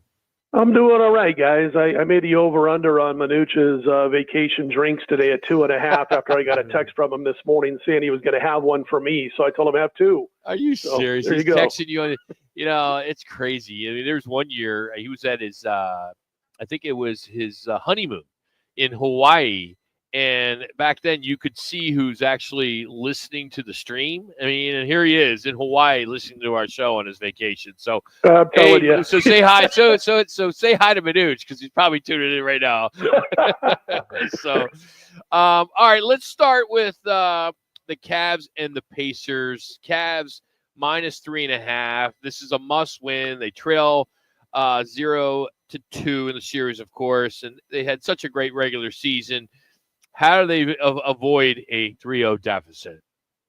I think they do avoid it. And the line, because of the three main players, who missed game two, talking about Garland, Mobley, and Hunter, they all practiced or were in shoot-arounds on Thursday. The coach, Kenny Atkinson, mentioned it last night that they were practicing on Thursday afternoon. And now all three are probable. So that line is up to 5. And the total, guys, has gone up a good 5.5, 6 points to 231. So they were missing those three key players in game two. And, Donovan Mitchell, he's ready to go after scoring 48 in game two. Atkinson said no signs of injury bogging him down. And even without Garland, Mobley, and Hunter the other day, the Cavaliers still led 98-81 late in the third quarter. They led 117-110 with a minute to go, but they didn't have their key players out there to have that mindset to wrap it up, hang on, and get the victory. So it's a virtual must-win spot, and must-win doesn't, always equate will win. But I think they do get the job done tonight and cover that number. I do my handicapping, guys, and my betting at 4 a.m. Eastern, 1 a.m. Pacific. And so last night when I was reading this stuff with Kenny Atkinson, I was able to jump on Cleveland at 3.5, but I still like him at 5. I think they get back in this series with a win and cover tonight. All right, let's go to the second game. That's also tonight as well. The Thunder at the Nuggets, 1-1 apiece. Thunder favored by 5.5 is a spread that we have. If that looks correct to you, Scott. Is it 6 now? Some 6s, but still a lot of 5.5s out there. The first thing I like in this game is Nikola Jokic over 13.5 rebounds. I like him to be able to top that number. I mean, if you look at, he only played 32 minutes the other night, and that team overall exerted less effort than usual in the second half of the blowout loss, and rightly so. Jokic before that had averaged 28 points, 17 rebounds, 10.5 assists per game in 5 meetings with OKC, and we saw what he did in game one, 42 points, 22 boards.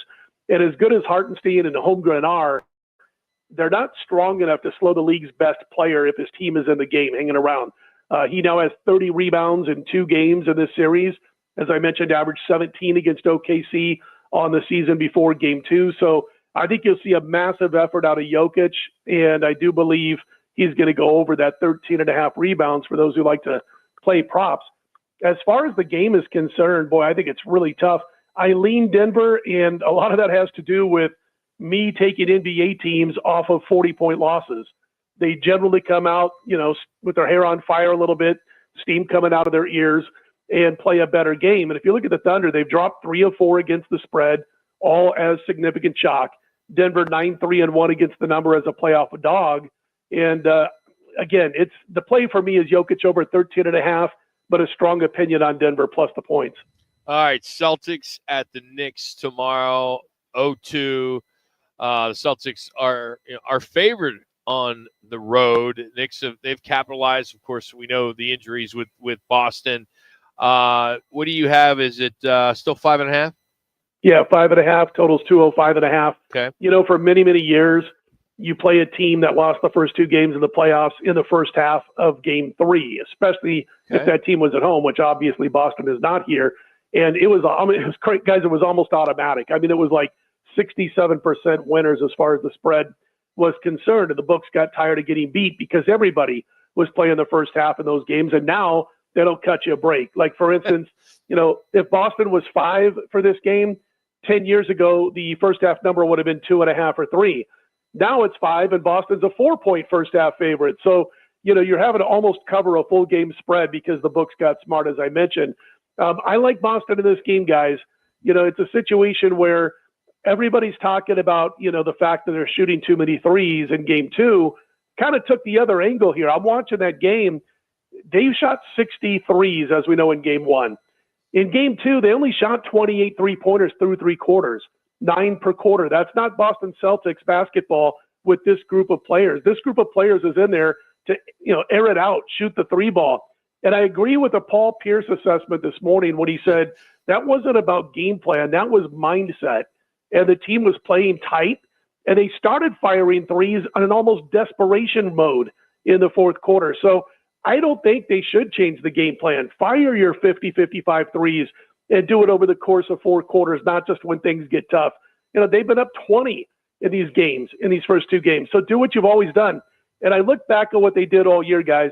They lost 7 games by 13 or more points just since January. If they miss their threes, they're vulnerable. But they almost always bounced back with a huge game. They lost 21 games this regular season. They averaged over 120 points following at least 1 loss. And they crushed the Knicks with a 3 during the course of the season, 44%. So I think this team they got to be who they are. You can't change midstream. I think they get back to shooting threes. They take a little bit more time in setting up those threes, and I think they get the win on Saturday. Do you like the -4 in the first half? Yeah, I do, but the books are cheating on us, so that line should probably be 3.5, and you got to lay that extra half a point. Okay. And also, like I said, I mean, they went from basically splitting the number. If the number's 4, you laid 2 10 years ago. If the number's 4 now, you're laying 3.5 in the first half. So they got smart, but I still like them to come out and play with a little bit of urgency as they better in the first half of this game. Last game for you, Timberwolves at Warriors. Timberwolves a 5-point favorite in this game. Seems kind of low to me, Scott, maybe because it's on the road against the Warriors, but without Steph Curry, it's just Warriors it's got to be panic mode for them at home, huh? Yeah. And the way I analyze this game, guys, I always say to people, would you have bet the Golden State Warriors to make the playoffs if they didn't have Steph Curry this year? Yeah, and no way. I haven't heard one person say yes. Steph's everything. Minnesota, I think, is going to handle the spread again. They picked up the slack, the Warriors, in game 1 when Steph left after playing 12 or 13 minutes. But we see that so often in professional sports, especially a game like the NBA, where a guy gets hurt, everybody around him picks up the slack that first night, and especially if it happens during the game. But then once there's a little bit of time off, all of a sudden it's not so easy to pick up the slack. So he's out again, and I think Minnesota takes care of business again. One thing I like in this also, and I haven't jumped on this yet, but I might, is Naz Reid. He's got a scoring prop of over 12.5 points. Got to like him to go over that 12.5. He's really a tough guy to defend for Golden State. He's a big body who can, shoot the 3 when he needs to. And he had 11 points. First of all, he topped this in the game 1. And then in game 2, he had 11 points with like a quarter to go. And didn't need to play that much in that fourth quarter because of what the T-Wolves did. Didn't get over the 12.5. Well, it's 12.5 again, and I think he gets over it in this one. All right, can we squeeze in a hockey for you? Sure. Tonight with Stars, Jets. Jets are trying to even the series at home, and narrow loss on the other night, game 1. Jets -1.5, of course, at home. How do you handicap hockey in general? Because every game's the puck line's always 1.5, right? Yeah, and you just got to adjust the price on the puck line. But it's one of those things where, this team's 34-8-4 this season at home, Winnipeg. And they've got the best goalie in the world, but Hellebuck has all of a sudden had struggles in the postseason again. It's really a weird situation how he does struggle in the postseason. But from what I've seen, they're supposed to get Josh Morrissey back on the ice tonight. He finished with over 17 points on the season. He did not play, I think it was midway through Game 7 when he got hurt against the Blues, and he did miss that first game against Dallas. I do think he returns tonight from what I'm hearing, and I do believe they get the win tonight. But it's all about, I think we're going to know early on, if Hellebuck looks like he's struggling with his confidence, then he can get beat by anybody. It's really a strange phenomenon that this guy can be so darn good, the best in hockey over the course of a regular season, and then collapse in the playoffs. He's been better for the most part at home. I'm going to trust him tonight, and I think Winnipeg gets the victory. He's Scott Spreitzer, DocSports.com. You can follow him on X at Scott Wins. Scott, good luck this weekend. Thanks for your time. You guys too. Take care, man. Yep, Scott Spreitzer joining us as he always does on Fridays to get you ready for the weekend. So all these games are all about 5.5 when it comes to the NBA. Did you get your bets in? I already had them in, but I had to change one or added one, so it'll be a wash if I win or lose. So the one that's confusing for me is the Cavs at Indiana. The 3.5, they're him favoring the Cavs, or even maybe the Nuggets. I am all over the Thunder. No, I am all over Indiana. I agree. I think Cleveland's just so banged up. You know, we had Silverstein on in the first hour from Cleveland, and you know he's kind of giving us the injury report, and they don't have anybody. You know, I mean, Donovan's averaging 40 points a game, over 40 points a game.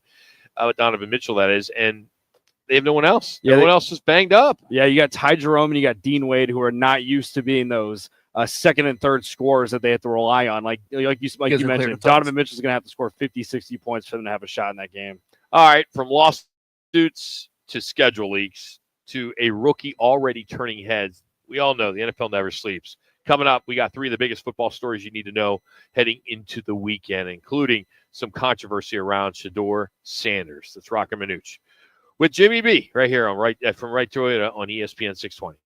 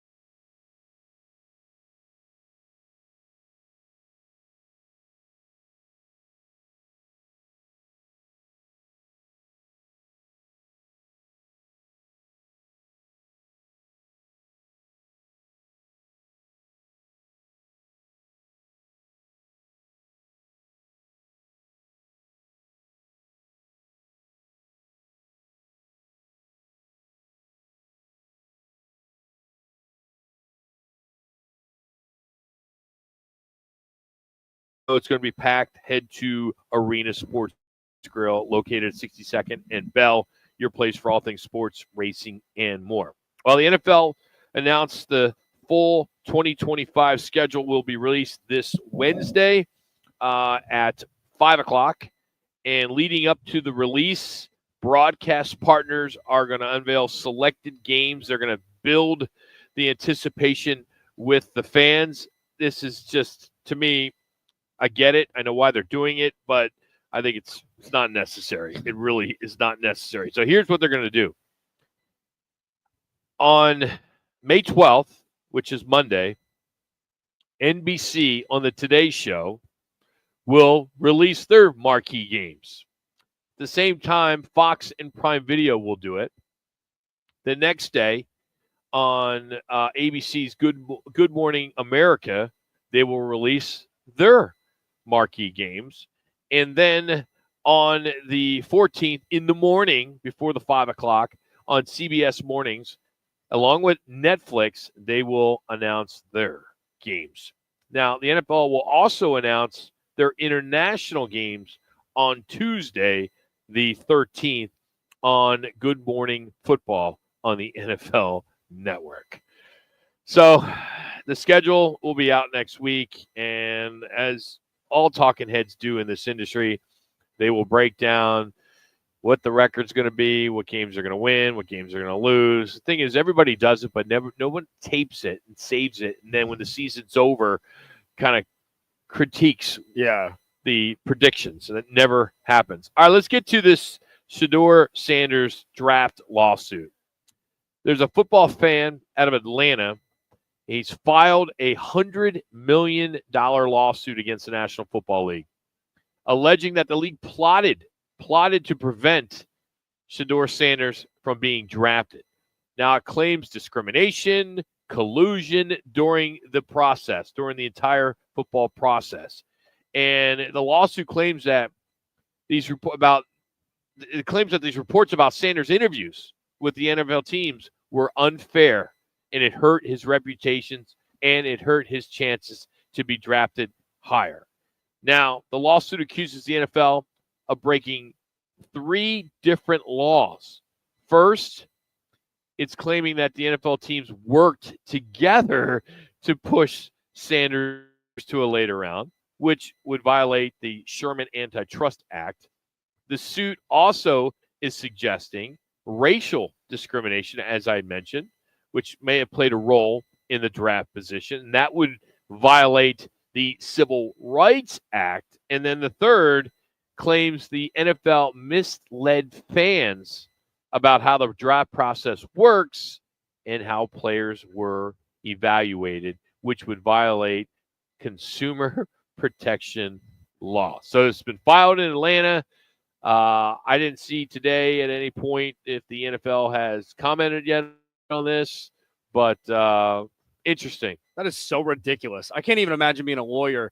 How do you assess? What would you do if you got this type of lawsuit in front of you of some college football fan that's probably never met Shedeur Sanders, that has emotional distress because he slipped down the draft boards, a lot more stress than even Shedeur Sanders himself?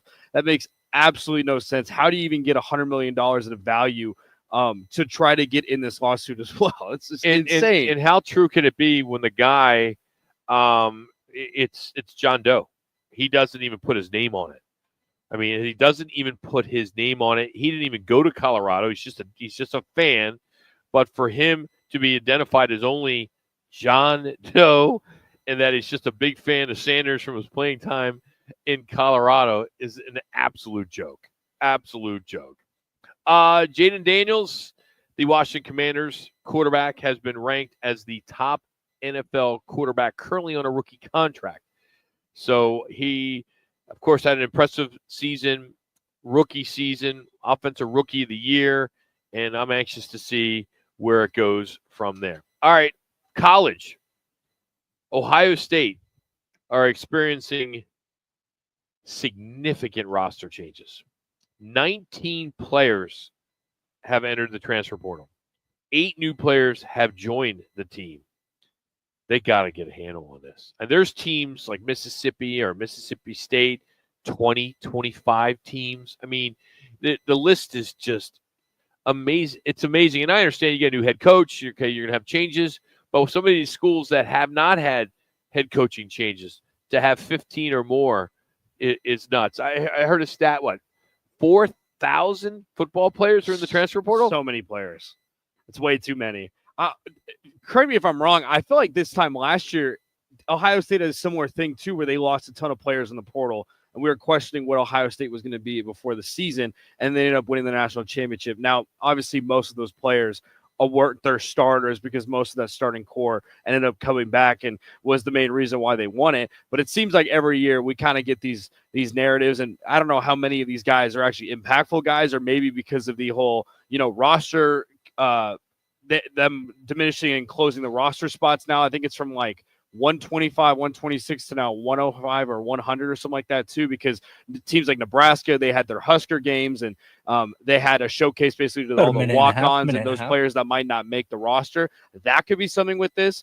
That also is implying to a bunch of guys that are in the portal because they want to reduce the roster spot down and hand out more scholarships because of this whole NIL and NCAA debacle.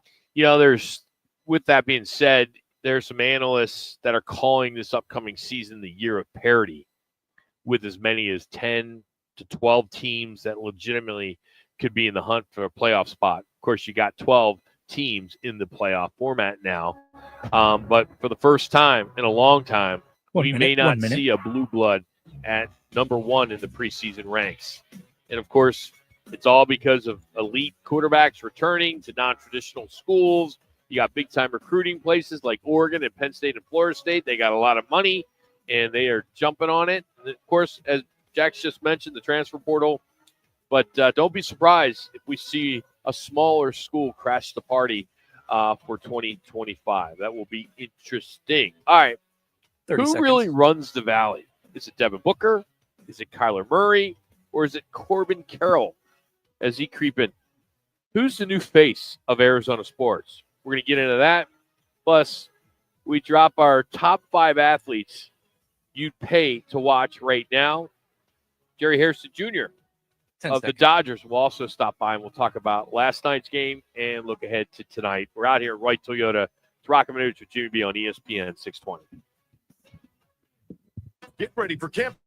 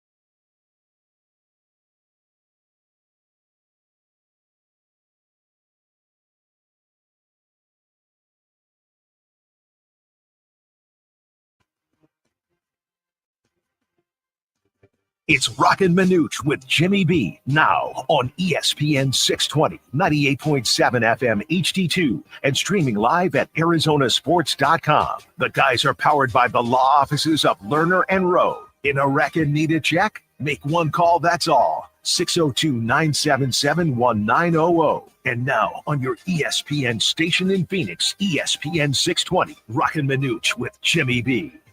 All right, no Manuch. We got Jax. Of course, Jimmy B's never works on Friday. He's a 4-dayer. But all right, fellas. Connor, you can jump in on this as well if you like. This isn't best stats. This is not GOAT status. But who is your top athlete you drop real cash to see in person right now? You get one ticket. Who makes you leave the couch, hit the box office, maybe grab a beer in your seat? Who is it that you would pay to watch right now? Now, we're basing this on star power, let me think, wow factor, must-see moments across sports. There may be an obvious one who hit a home run last night at Chase Field, which is hard not to put Shohei Ohtani number one. You know, when he's healthy, one night, 2 shows. Think about that. He can hit home runs and he can strike out players. Arguably, he's my number one. I think he's probably most people's number one. You? I had him at number 4. So who's your number one? My number one right now, based on the career, I put Steph Curry. Because I've never seen him in person, the greatest shooter of all time. I like that. Him being injured right now, I would pay money if he was in Phoenix. It would obviously be tough towards the end of his career, but he's a guy that I haven't seen yet that I would love to see him healthy at his best. Would be Steph Curry, number 1. Connor? I think I'd probably go with a guy like Anthony Edwards for the Timberwolves. I almost think put him on my top 5. He's somebody who I think is just so incredible with a basketball in his hand. And, you know, not just necessarily stat-wise, but we're talking about wow factor, someone who's going to get you to jump out of your seat. I mean, you never know on any given night when he's going to give you one of those plays or those posterizers or a step back 3 to win a game. He's just so electric, so exciting. I think I'd probably lead towards Anthony Edwards. Yeah, I like that. I also, all right, so let's just say you got a little extra money. You're going to go your number 2. Ticket. Cool. Your number 2. I got Joker as my number 2. I think he's the most complete player in the NBA right now. I think he's a lot of fun to watch. I think I would definitely roll with him, even though it's close. I like Wemby. You know, he's like kind of a unicorn, 7'4". He kind of plays like a guard. I mean, it's wild watching him play. So I'm kind of torn between those two. Again, we're looking at our top athletes you pay to watch right now based on their star power, the wow factor, and kind of must-see moments in sports. Yeah, I'll go Joker. I mean, arguably he could get the MVP again this year. Yeah, could, but he I won't. think so. Him and Shea Gilgeous going back and forth. My number 2, I actually went Travis Hunter as my number 2, the second overall pick of the Jaguars. They're not going to be a very, very good team, but I am interested to see, will he play both sides of the football and how much? Like, he's a player where their team is going to be so bad this year, the Jaguars, where I think I'd be entertained just watching him individually. How does he run his routes? How is he on the defensive end? How many breaks does he have? So I put Travis Hunter. You talk about Ohtani and Travis Hunter being kind of the Ohtani in the NFL. He'd be my number 2 that I would go out and go watch for Travis Hunter. Connor, you want to jump? I mean, we're throwing this at you. Throwing names minute, so let's. I'll probably go. This is a tough one. I'd be leaning between either Josh Allen or Lamar Jackson. I've actually got to see Lamar Jackson in person before, and he is just so incredible. It's that same feeling like you say with Anthony Edwards. But Josh Allen, I think I'd probably lean him just because I haven't seen him before, but he's so athletic. He's got the arm talent of, you know, Patrick Mahomes, essentially. He can air that thing out. He can make a play with his legs. I'm probably going Josh Allen as my second guy I'd like to see. Yeah, I like Josh Allen. I didn't even think about him. Then I kind of shift gears here and I go hockey. Connor McDavid, fastest thing on ice. I mean, he's got to be the fastest skater alive, and what he can do. And every shift looks like kind of a breakout. If you kind of blink, you may miss something. I mean, the guy is so awesome for the Oilers. And just think, as Yotes fans, it was fixed. To this day, I still think the draft was fixed. Connor McDavid should have been an Arizona Coyote or a Phoenix Coyote at the time. This organization would still be playing in Arizona if that draft they would have got Connor McDavid. So bring it up to my memory. What specifically happened in that NHL draft? Was the Coyotes, did they have the best odds to get the number 1 overall pick? I don't remember specifically, but it was something along those lines where the ping pongs did not favor them. The balls did not favor, even though they had the better odds to get them, and it just didn't work in their favor. And then I think it could have been a combination of, I believe that the Coyotes won a bunch of games at the end of the season that they could have just tanked a few games and it would have made a difference with even more balls. It's something one of those two. I don't remember specific. I can't remember what I did yesterday. This player, speaking of ping pong balls in the lottery and being fixed, this player is probably the most anticipated draft potential number 1 overall pick. I got Cooper Flagg as well. Another guy, he's young, just like Travis Hunter, an up-and-coming generational talent. Depending on where he goes, and I think people out there are saying, the Spurs, if he gets fixed, does he go to the Utah Jazz? I don't want to see him on the Washington Wizards, and if he does, maybe I'll have to go to a Suns game or watch him against too. But he's one of those guys. He was just so electric last year in his first year in college that I would pay money to go see at a young age while he's young, while he's in his prime, to see how he develops in the NBA. But he would be a player. But he's not in his prime yet. You're right. He is not in his prime, so that does leave the You're exciting wasting your factor. money. You're wasting your money. Let the But guy. he was the guy could insane be last year in college. But let's see what happens at the next level. He could be a. He's not Like a Zion Williamson, where he came in, had a bunch of injuries, got fat. I hope that doesn't. I'm not trying to stir it, but All right, one more from you, Connor. Anybody else you can think of that you want to put on this list? It's probably going to pain a lot of fans out here to hear, but I wouldn't mind seeing LeBron James live one time just before he finally hangs them up. I think it'd be cool to see if he was doing like a farewell tour, something of that sort. I think that would be a fun way to kind of see him as a send-off, but just because that's somebody who is going to go down as one of the greatest. He's up there with Kobe, Michael Jordan, and amongst others. So I think it'd be cool to see LeBron if he was doing like a farewell tour of that sort. So LeBron is still box office at 40 for you? I would say so. I think he's still able to give you a great show when he, on any given night. It's hard to project when they're going to be, but I think he's still able to give you a good show. And a flop, too, once in a while as well. Oh, you'll get and the a flop. That's true. You're right. I mean, he's still dominant at 40. I hope he doesn't retire. I respect the so-called king. I'm anxious to see how that all pans out. All right, so those are some that we were just talking about. We just kind of, someone had emailed us and said, hey, it'd be cool to hear, players, athletes you'd pay to watch right now. Ones that kind of make you leave the couch or spend the money at the box office to watch.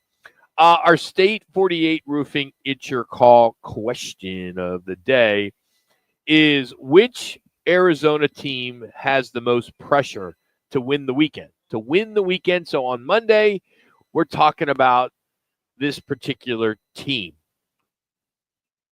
Is it the Diamondbacks against this Dodger series?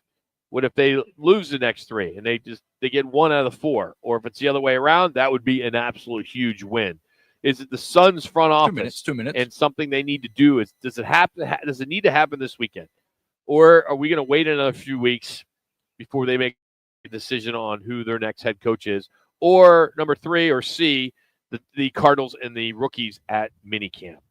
I mean, I think this is pretty obvious. You got to go Diamondbacks. Yeah, it's got to be. They can not make or break the season, but it's definitely going to be a topic that we'll all be talking about on Monday. Would you be satisfied if it was just an even series, 2-2? Yeah. Happy going with after the NL West and how dominant it is. I heard Tom Candiani on Arizona Sports Morning Show with Bickley and Murata this morning, and he said something along the lines, I caught just part of it, that he felt this is what the team needed, is the LA Dodgers coming to town. And for them to step on them like they did, their best pitcher is on the mound, a guy that hasn't even given up a full run on the season.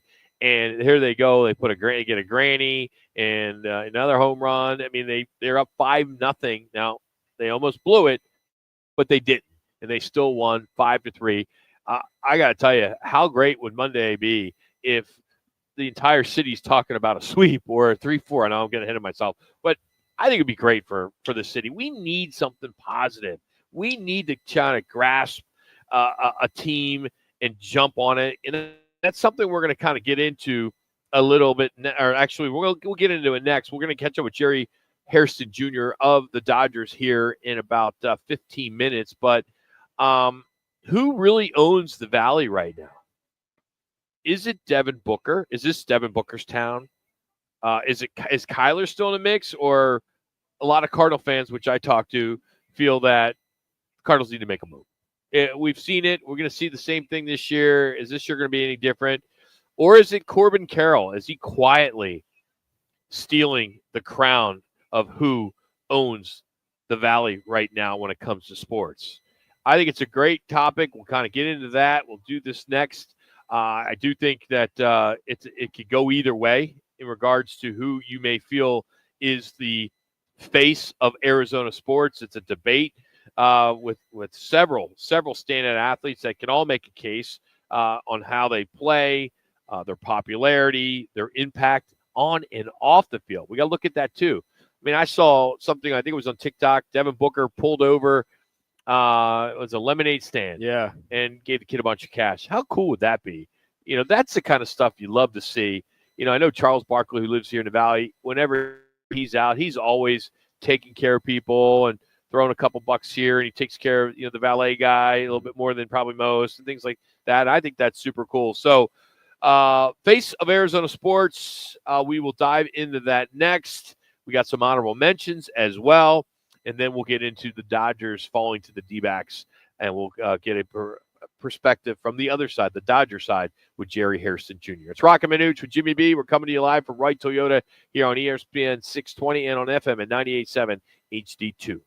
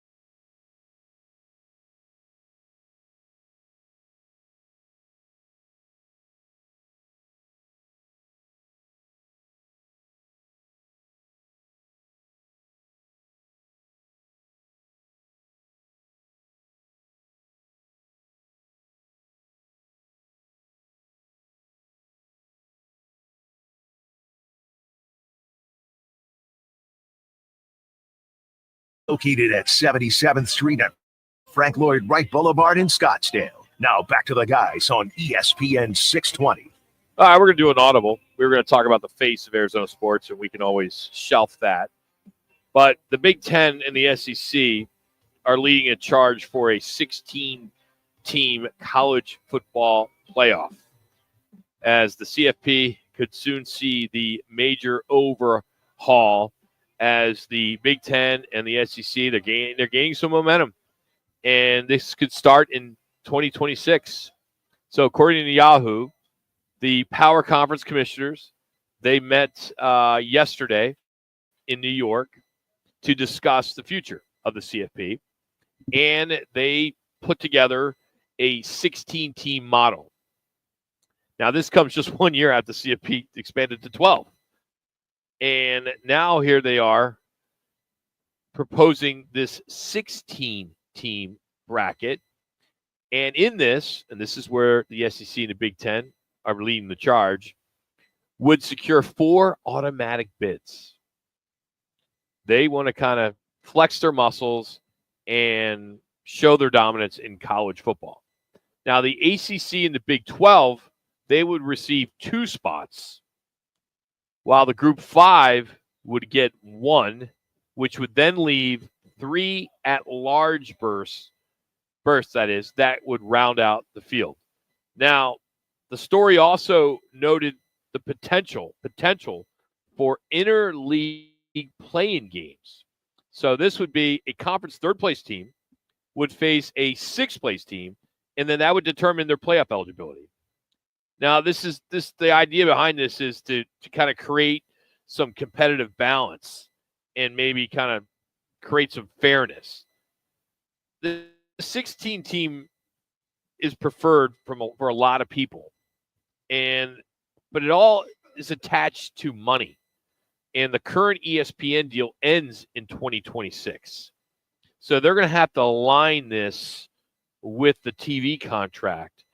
There'll be an extension, but how much will that extension be? But it's so interesting how the Big Ten and the SEC have so much power and have a way to, kind of persuade the CFP on making this decision. Now, nothing's been finalized yet, but there are some more meetings later this month in Texas. Now, last week, there were ADs and there were coaches and up-and-coming administrators in college athletics that were here in town having meetings, and I'm sure some of those meetings had to do with the CFP. I wonder how the implications are going to be even for the bowl games, too. Like the 16 first-round go-home games, obviously, like before. It is funny, too, though, how the college ball playoff, last week it came out, they couldn't come up with an agreement on the whole reseeding, which I thought was a universal thing. Everyone wanted it to be 1 through 4 seeded versus the top 4 conference automatic qualifiers, and then seed everyone else 5 through 12. But instead, we're going to have a 16-team playoff, which it looks like everyone agrees for. And look, I know people out there that are upset because the Big Ten and the SEC have 4 automatic bids, but we can all be honest in college football and in just in general in sports, those are the 2 best conferences in college football, flat out. And I think the SEC's point is, well, we have a lot of teams, whether it was South Carolina last year or Florida last year, or even this year with Oklahoma, that have severely hard schedules with SEC schools that are going to be at disadvantage versus in Illinois this year, Indiana last year, that their only hard team they had on their schedule was Ohio State on the road. So that's when you have the debate between a 3-loss SEC versus a 1-loss Big Ten. This kind of eliminates that, and it stinks for the ACC to only have 2 teams, and it stinks for the Big 12 to only have 2 teams. But I think we can all realize as fans right now in college sports, the SEC and Big 10 are just flat out more better. Why not give the 4 teams a little advantage or a little spot of notice that they can have more teams instead of having to weigh the fact of an ACC team versus an SEC team? They can still schedule their SEC schedule and just figure out the top 4 teams from there. What's tied to this and this potential playoff expansion from 12 to 16 is the SEC adding a 9th conference game to their schedule. So it was reported yesterday by ESPN that they are ready to write a check to the SEC for $50 to $80 million more annually for teams to add the 9th conference game on their schedule. That's how much money SEC football makes for television. And if they secure that 4th auto bid, I would think that these conference teams will be less concerned about beating up on each other, which is obviously what they do now during the regular season, I should say. So I'm anxious to see if this – I don't have a problem with it. I don't have a problem with it. If they go 16, I have no problem. I just hope that the schedule starts earlier and we're not having the national championship maybe the same weekend as the Super Bowl. You know what I mean? Never do that. But not I'm over exaggerating a little bit, but having it on January 19th, like you could tell the season was just getting super long, where why not start maybe mid-August or late August, or even maybe subtract some regular season games if you're going to have a 16 playoff. And especially now with this model, they're going to have play-in games. So how many is the non-conference going to shrink down to 1 or 2 if you're going to have these SEC play-ins? And then what happens for the SEC championship conference games? Those got to be out the drain if you're going to have these play-in games. I don't know if they're going to be able to have an SEC championship game, or maybe they do with the 1 versus 2 seed, and then they'll have play-in games the same week. It's interesting. A lot of change, but it's also funny too how they couldn't even figure out the 12 team. They're just going to go straight to the 16 team. And maybe it's better that instead of navigating year to year and try to figure out a 12 team, if everyone's set on 16, let's just add more teams, more postseason meaningful football, I guess. But would you agree that the playoff worked? It was successful. I agree. The reseeding thing, when everyone says that was a big issue, I just think we anticipated Utah to be really good in the Big 12. We anticipated, Clemson or Miami to be really good in the ACC, and those conferences were just weaker. And the Big 12 kind of beat each other out, and because of that, like schools like Arizona State and gosh, who won not Clemson? It was SMU, but they came back, and Boise State had to get the automatic bid as that 4th highest conference champion. It just wasn't what we expected. But I agree with you, though. Having 12 teams versus 4 was a huge success to have a lot more teams involved in the mix. Yeah, and with, the SEC and the Big Ten kind of pounding their chests, I think, if they're the ones that are bringing in all the money, or not all the money, but a majority of the money, we all talk about, ratings and tickets. Let's look, you go to, I'm trying to go to the Tennessee game this year against Georgia. It's in Knoxville. I mean, it's 110,000 people that go there. I mean, it'll be sold out. I mean, all their games are sold out. And then you look at the Big Ten, Michigan, Ohio State, they all have huge stadiums. And then, you look at Sun Devil Stadium, and if they could, they would probably want to kind of create less seating so the place is always sold out. Yeah. It's going to hurt the bowl games too, though. I know you're a big bowl guy like myself, and I guess it's kind of diminished a little bit because a lot of people are either transferring out or declaring for the NFL draft too. That's one side of things that's starting to slowly diminish in the sport of college football, being bowl games, and then we'll see what happens with conference championships and games and stuff too. But I mean, the 16 teams, if it means that no one gets a first round bye and there's more home games involved, I don't see how this could be a bad thing for the sport to have a 16-team college football playoff. I thought it was cool every year to see, the run that Notre Dame was on, or you're an Ohio State fan seeing Ohio State go through that gauntlet of Tennessee, Oregon, Texas, and then beating Notre Dame. I think it's cool for the sport that they're expanding, and I think max is 16. If you go behind that, let's, at least for right now, if we're going to do 16 team in 2026, can we just do this for maybe 5 years if we want to negotiate and figure something out instead of just going to the next? Well, here we are at the 12, and, they are using the bowl system. I mean, you look at the quarterfinals this year, the 25-26 season. On the 31st, it's the Cotton Bowl. This is the quarterfinals. And then on January 1st, the Orange Bowl, the Rose Bowl, and the Sugar Bowl all will be playoff quarterfinals. And then the semis will be a week later as the Verbo Fiesta Bowl here in our backyard, and that's going to be a 4:30 or 5:30 on ESPN on January 8th. That's a Thursday. And then at the same time, or excuse me, the next day, I should say at the same time, the Peach Bowl, and then the national championship is on January 19th. I mean, you go back to when AP and UPI and all that stuff were basically putting the bowl system together. You knew who the champion was on New Year's Day. Yeah. And then it changed to the BCS, then it moved to a week later. You're right to the point where you're getting closer to Super Bowl, but January 9th or 19th, excuse me, it's a week later than it was this year, right? I mean, wasn't Yeah. it like the 9th or 10th this year? I think it was the 16th. Oh, it was around there. 16th. Okay, so Yeah. now it's the 19th, and that's a Monday. But they could also start the first round of the college football playoff. I mean, they started the home game, I want to say a week after, maybe a week and a half after the conference tournaments, the conference championships that weekend. They could start it even sooner than that. If they take off the conference championship weekend, maybe give them a week off after the last regular season game. Like, my point is, like, I would love the national championship. I know Joel Klatt said New Year's Day. I want to know how that could be early, but that would be something cool for college football. I would love Maybe like January 7th, January 8th. January 19th just seems too far away. And I think we talked maybe earlier or maybe a month ago on how the future national championships they have scheduled, I think January 25th. So Yeah, even it does later. go later. So it's just going to get later and later. I don't know. Well, we're watching. We're buying tickets. More football. Yeah. More home games. I'm for it. Hey, we're going to go behind the scenes with the Dodgers, with former World Series champion and Spectrum Sportsnet LA owned Jerry Hairston Jr. He's been front and center with the Dodgers all season long. I know it's been early, but we'll get his take on Yamamoto's rough outing yesterday, Ohtani's impact. We'll get into that next as we're out here at Wright Toyota. It's Roc and Manuch with Jimmy B right here on ESPN 620 and on FM 98.7 HD2.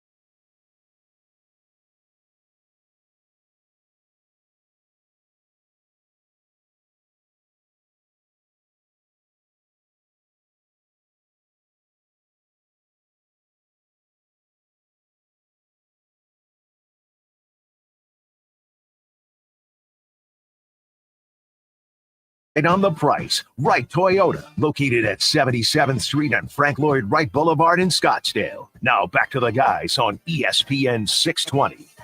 Ginkle home with the 3-2.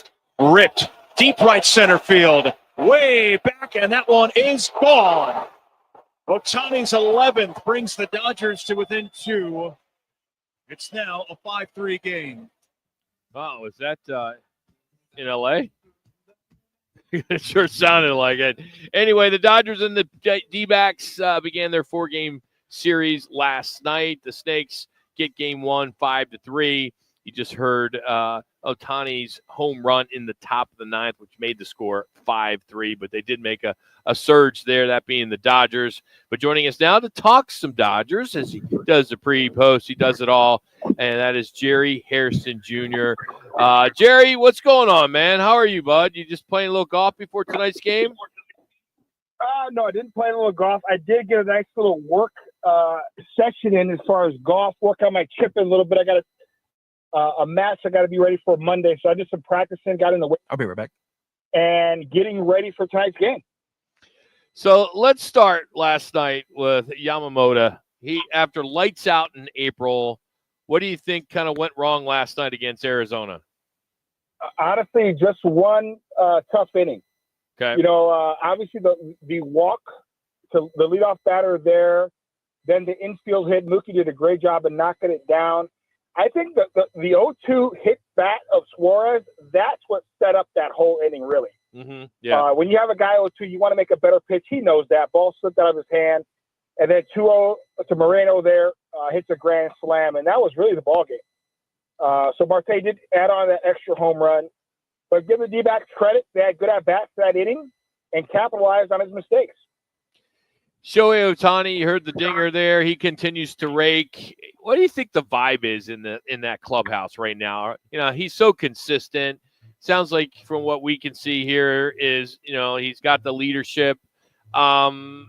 It's just mind-boggling, isn't it? And what you're witnessing on a day-to-day basis. Yeah, he's been outstanding. You know, he got a little bit off to a slow start, but the last, 10 days or so, he's really started to swing the bat, driving the baseball, having really good at-bats. We know, he's uberly talented. A lot of people don't realize how big he is, until you walk up to him. He's legit 6'4", possibly 6'5", runs like a deer, has got tremendous power. And once again, now that in the last 10 days, he's really starting to break his stride, break that little mini slump he had and really start hitting his stride. And we're going to need it. We have guys like Tommy Edman who's out. Teoscar Hernandez is out. So we're going to need his production for sure. When you evaluated the Dodgers in the NL West this year, it was no surprise that they were the favorites before. Did you anticipate we're just 38 games in that the NL West would be this deep of talent with the Padres and the Giants, and then also Arizona? Arizona has not surprised me. I think they're going to play better as the season moves along, especially with their starting rotation. Arizona can beat you in so many different ways. They got some speed with Carroll. Marte can swing the bat. They're a deep lineup with a really good pitching staff. So I think they're going to be in the mix. That's not a surprise. The Padres have been really, really good in recent years. They are extremely talented. The one team, that's been a little bit of a surprise, not a surprise to us, has been the San Francisco Giants. Yeah. They're playing really good baseball. Buster Posey's done a really good job of implementing his brand of baseball, and that works, especially in today's game. So not surprising that all these teams outside the Rockies are off to a good start. The rotation, it's so deep, but Snell's out. He's sick. Kershaw, he's still rehabbing. When do you expect Kershaw to be back?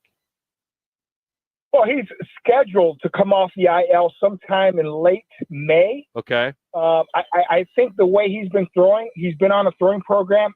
You could see him back maybe in late May that time, maybe early June.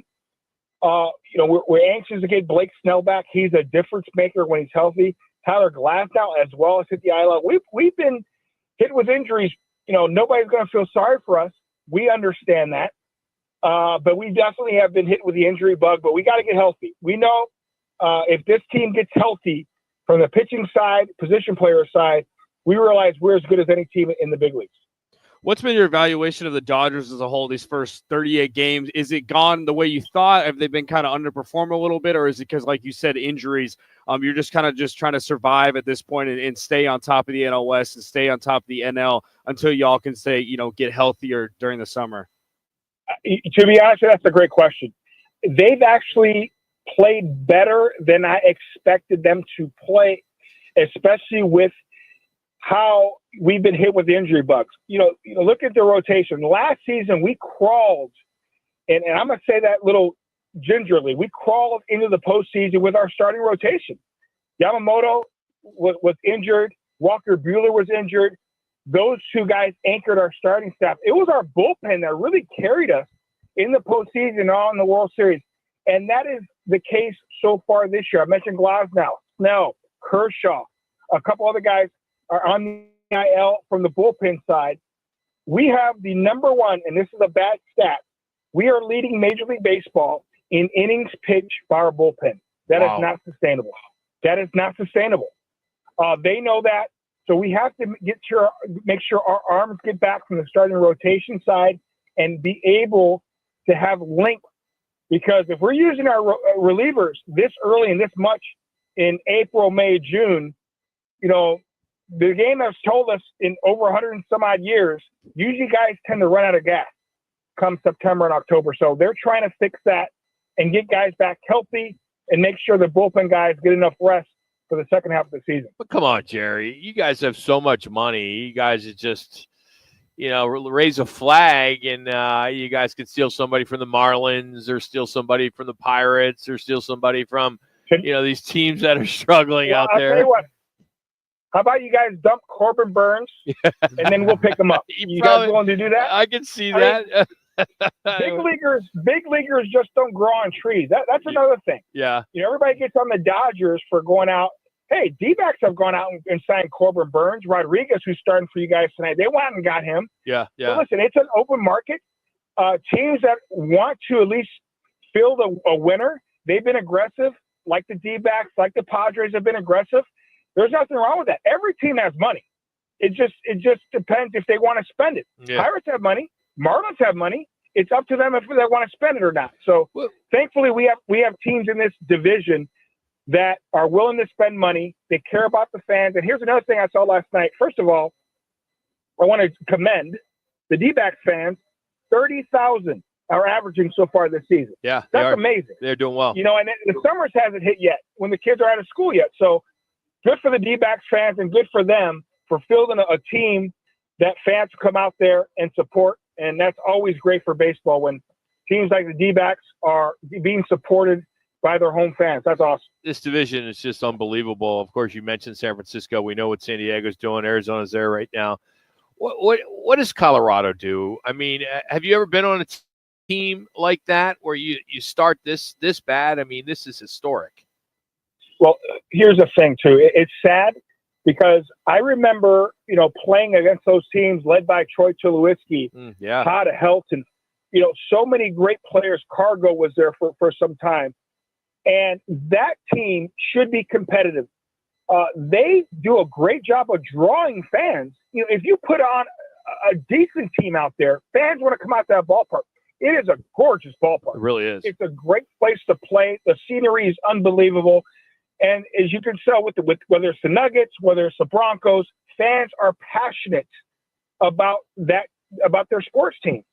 And, it's unfortunate they have not put the money in as far as making sure they get the right people in place to draft well, to sign, kids out of about 2.5 minutes, public or other entities, to build a foundation and give yourself a chance to be competitive. Baseball allows you the opportunity. This is not the NFL where you have your guys here, you draft, and you better hope they stick. You have 7, 8 minor league teams where you can draft and sign players and develop them and have them ready for your big league ball club. So, the Rays have had no problem going out there and developing players and other teams as well. So it's really on that organization. It's a shame because Denver is a great market. It is. It's a great sports market. You're absolutely correct. Another market, a smaller market when it comes to at least baseball is the Pittsburgh Pirates. They let their skipper go this week.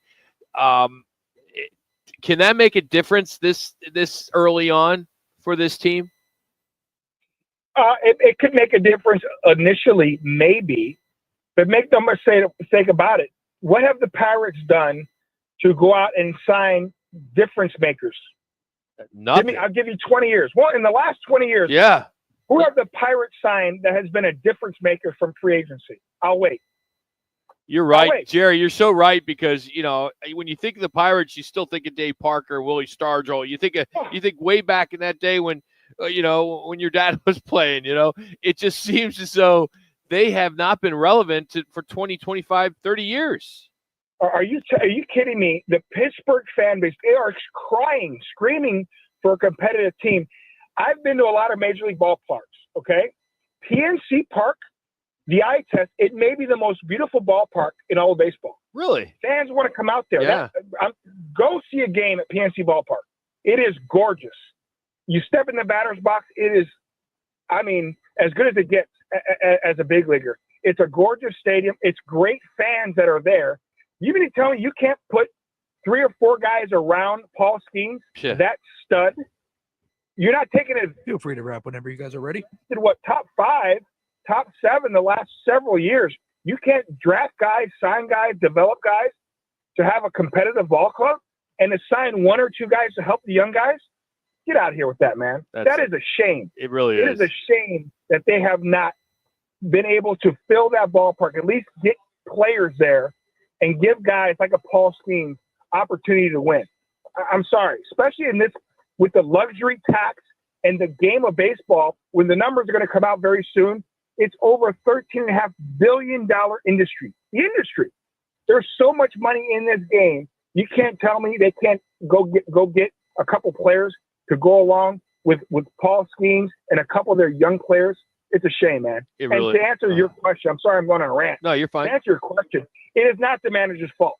No, it wasn't Derek Shelton's fault. You need talent to be able to compete at the big league level. Yeah, and they don't have it. That's for sure. Jerry, thank you, buddy, on a Friday game day. Appreciate you as always. Thank you so much.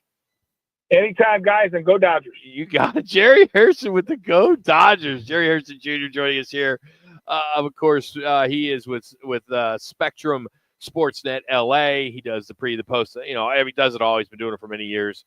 And a good friend of the program lives here in the Valley. And he is brought to you today by Right Toyota, the right price, the right selection, and always the right dealership located right here in Scottsdale and Frank Lloyd Wright Boulevard. Right Toyota has been the right deal for everyone. And right now, check out their full inventory of pre-owned certified vehicles under $15,000.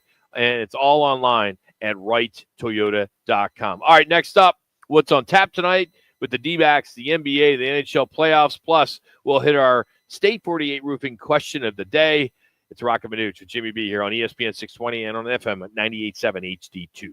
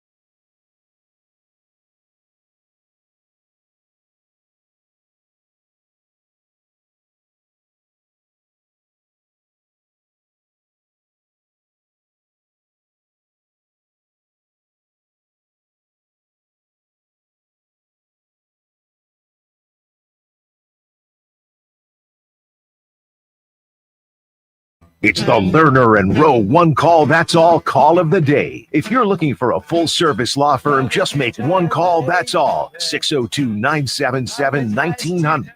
Lerner and Rowe, voted Arizona's best law firm. Yeah, teach their own, not one right or wrong way to do it. We got a couple things that we want to get out of it, how we do it, and I think it's set up that we get that. I've been a part of a lot of different ways that it's been done. We kind of settled on this since we've been here, and it's changed. Our first year, we did something a little different. This year, it looks a little different, but hopefully for obviously the player's best interest. But I do have an understanding of they're in the building for the first time in a new city for the first time. A lot of cortisol. Their cortisol levels are high right now, so I'm really not trying to kill them. But I do want them to acclimate with how we do things, because on Monday they're going to jump in with the vets, and I don't want them to stick out not knowing what to do. So they got to get caught up to speed pretty quick here. Coach Gannon, different styles for different people when it comes to the rookie mini camp going underway now. That's brought to you by Lerner and Rowe. In a wreck, need a check, make one call. That's all at 602-977-1900 and always online at lernerandrowe.com. You get a free consultation. They can help there. Again, that one call, that's all. 602-977-1900. All right, here's what's on tap. Presented by the Roc and Manuch Amber by Dos Equis. Here's what's on tap tonight. So grab a cold Dos Equis and lock in. All right, Dodgers, D-backs, 640. You can hear it on Arizona Sports. It's on D-backs TV as well as Cox 34. Playoffs, NBA playoffs, Game 3, Cavs, Pacers. It's coming on right after we are done here on ESPN Radio 620. It's also on television on ESPN. And then after that game, it'll be Thunder in Denver to take on the Nuggets. For you hockey fans, the Maple Leafs at the Panthers, that's going to get underway at 4 o'clock, so in about 10 minutes on TNT and True TV. And then when that is done, they'll go Game 2 with the Dallas Stars and the Winnipeg Jets. All right, we'll hit the results of our State 48 Roofing question of the day. For a free quote, repair, or an install, head to state48roofing.com. Yeah, the question was, which Arizona team has the most pressure to win this weekend? You can vote at Roc and Manuch on Twitter. Diamondbacks against the Dodgers. The Suns front office figuring out their coaching search and a bunch of drama surrounding the organization. Or the Cardinals rookies at rookie minicamp. The results, 75% Diamondbacks, 25% Suns front office. So pretty obvious what we said earlier. The Diamondbacks is the focal point. I don't expect a lot from the Suns because they're are going to take their time, and maybe they don't have their coach until later in the playoffs or maybe after the playoffs are concluded. But yeah, I think the Diamondbacks, it would be so cool to see them win another game in the series. I think the city is just anticipating a winner, and if the D-backs go a little run here, that would be a lot of fun to get us going here into the summer. Something we tried to get into a little bit. I think it was in hour number 2, the face of Arizona sports. It's a hotly debated topic. You got several standout athletes that all make a strong case. And now this is based on their performance, their popularity, the impact on and off the field. So here is a breakdown, at least some contenders in the order that I have them. I got Devin Booker, number 1. He's been with the Suns since 2015. He's the cornerstone of the franchise. He's obviously a fan favorite. The guy he knows how to score. He's always having high-level performances. The guy is fun to watch. And the community impact. He's very active. He's got some community initiatives. He likes to be part of the Phoenix fan base. We saw last week he pulled over, or maybe it was early this week, as a kid selling lemonade, and he's in his convertible, and he stopped in and gave him some cash. Right? I mean, like $200. Is that what it was? Yeah, I didn't know how much it was. Number 2, and we may not see him in a Suns uniform again. That's Kevin Durant. I mean, his arrival to Phoenix the week of the Super Bowl when it was here, it brought on significant attention to this team. It created so much because of the timing. Matt Ishbia made this deal while everyone's eyes were in Phoenix because we were hosting the Super Bowl. That was such a wild Yeah, week. we're at media row, and all of a sudden this hits, and what are people talking about? Kevin Durant went to Phoenix, and what blockbuster trade, da-da-da-da. So I put him there. His marketability, he's got a lifetime shoe deal with Nike. Yeah, I think one thing, too, about Kevin Durant, and I know he's on the trade block, and there's rumors of him getting traded. He's been one person that's loved being in Phoenix. He's always talks about how he loves living here and he loves the Valley, and he always talks about how he loves the fans too. So I think that's one perspective about him, and fans forget that, yeah, he will get traded probably for the future of the franchise, but he's always said positive things about the Valley. Next up, I'm putting Corbin Carroll. He had a breakout, I should say, performance when he was in the minors. He was a minor league player of the year, and then he comes up and he has an incredible year. I mean, he's the little guy. He's fast. You see him run around the bases. I think it's resonated with fans. He's become a popular figure here in Arizona sports. He could literally be the face of Arizona sports if the team continues to have success and he continues to have a season like he is now. He started off slow, but now here he is. He's going off. Now, honorable mention because he's consistent is let me back up one more. So if I had to put, I have to put Kyler Murray. He's got a unique background, being picked in both leagues, baseball and football. He has shown so many flashes of brilliance. Of course, he had the perfect passing rating game back in 2024, but injuries and how the team has struggled, I think, has really hurt his progress. The momentum's not there. He's not had the momentum, and his potential still remains so high. I just don't think we're ever going to see it in a Cardinal uniform. It's December, January, the time where meaningful games, he always just seems to not figure it out. And you hope this year's probably make or break a year. I think for a lot of Cardinals fans, we said that last year too. We did. And we did. Yeah. Going into the year, fifth year now, 6th year. But them not making any moves at quarterback, you're like, all right, well, this has to be the make or break year for Kyler. But I agree with you. He's starting to be more outgoing. He's starting to put himself more in the community. He's a little quiet for a franchise quarterback for the minute and a half perspective of the Valley. That's why I agree with you for having Devin Booker above him. Yeah, I think he's long term. There's a commitment here. The organization has a commitment to him. I think he has a commitment. I was anticipating that this past year, when the things got a little rough and the challenges he had with Coach Bud, that maybe he would be vocal and say, "I'm all right. I'm done. It's time. 1 minute. Move 1 me. minute. Trade me." It's a players' league. If he wants to get traded, they'll trade him. They'll have to trade him.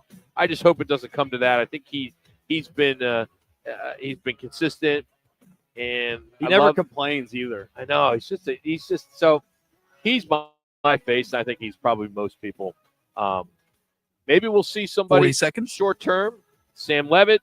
Let's see what he does at Arizona State, the quarterback who will be a Heisman Trophy candidate, hopefully.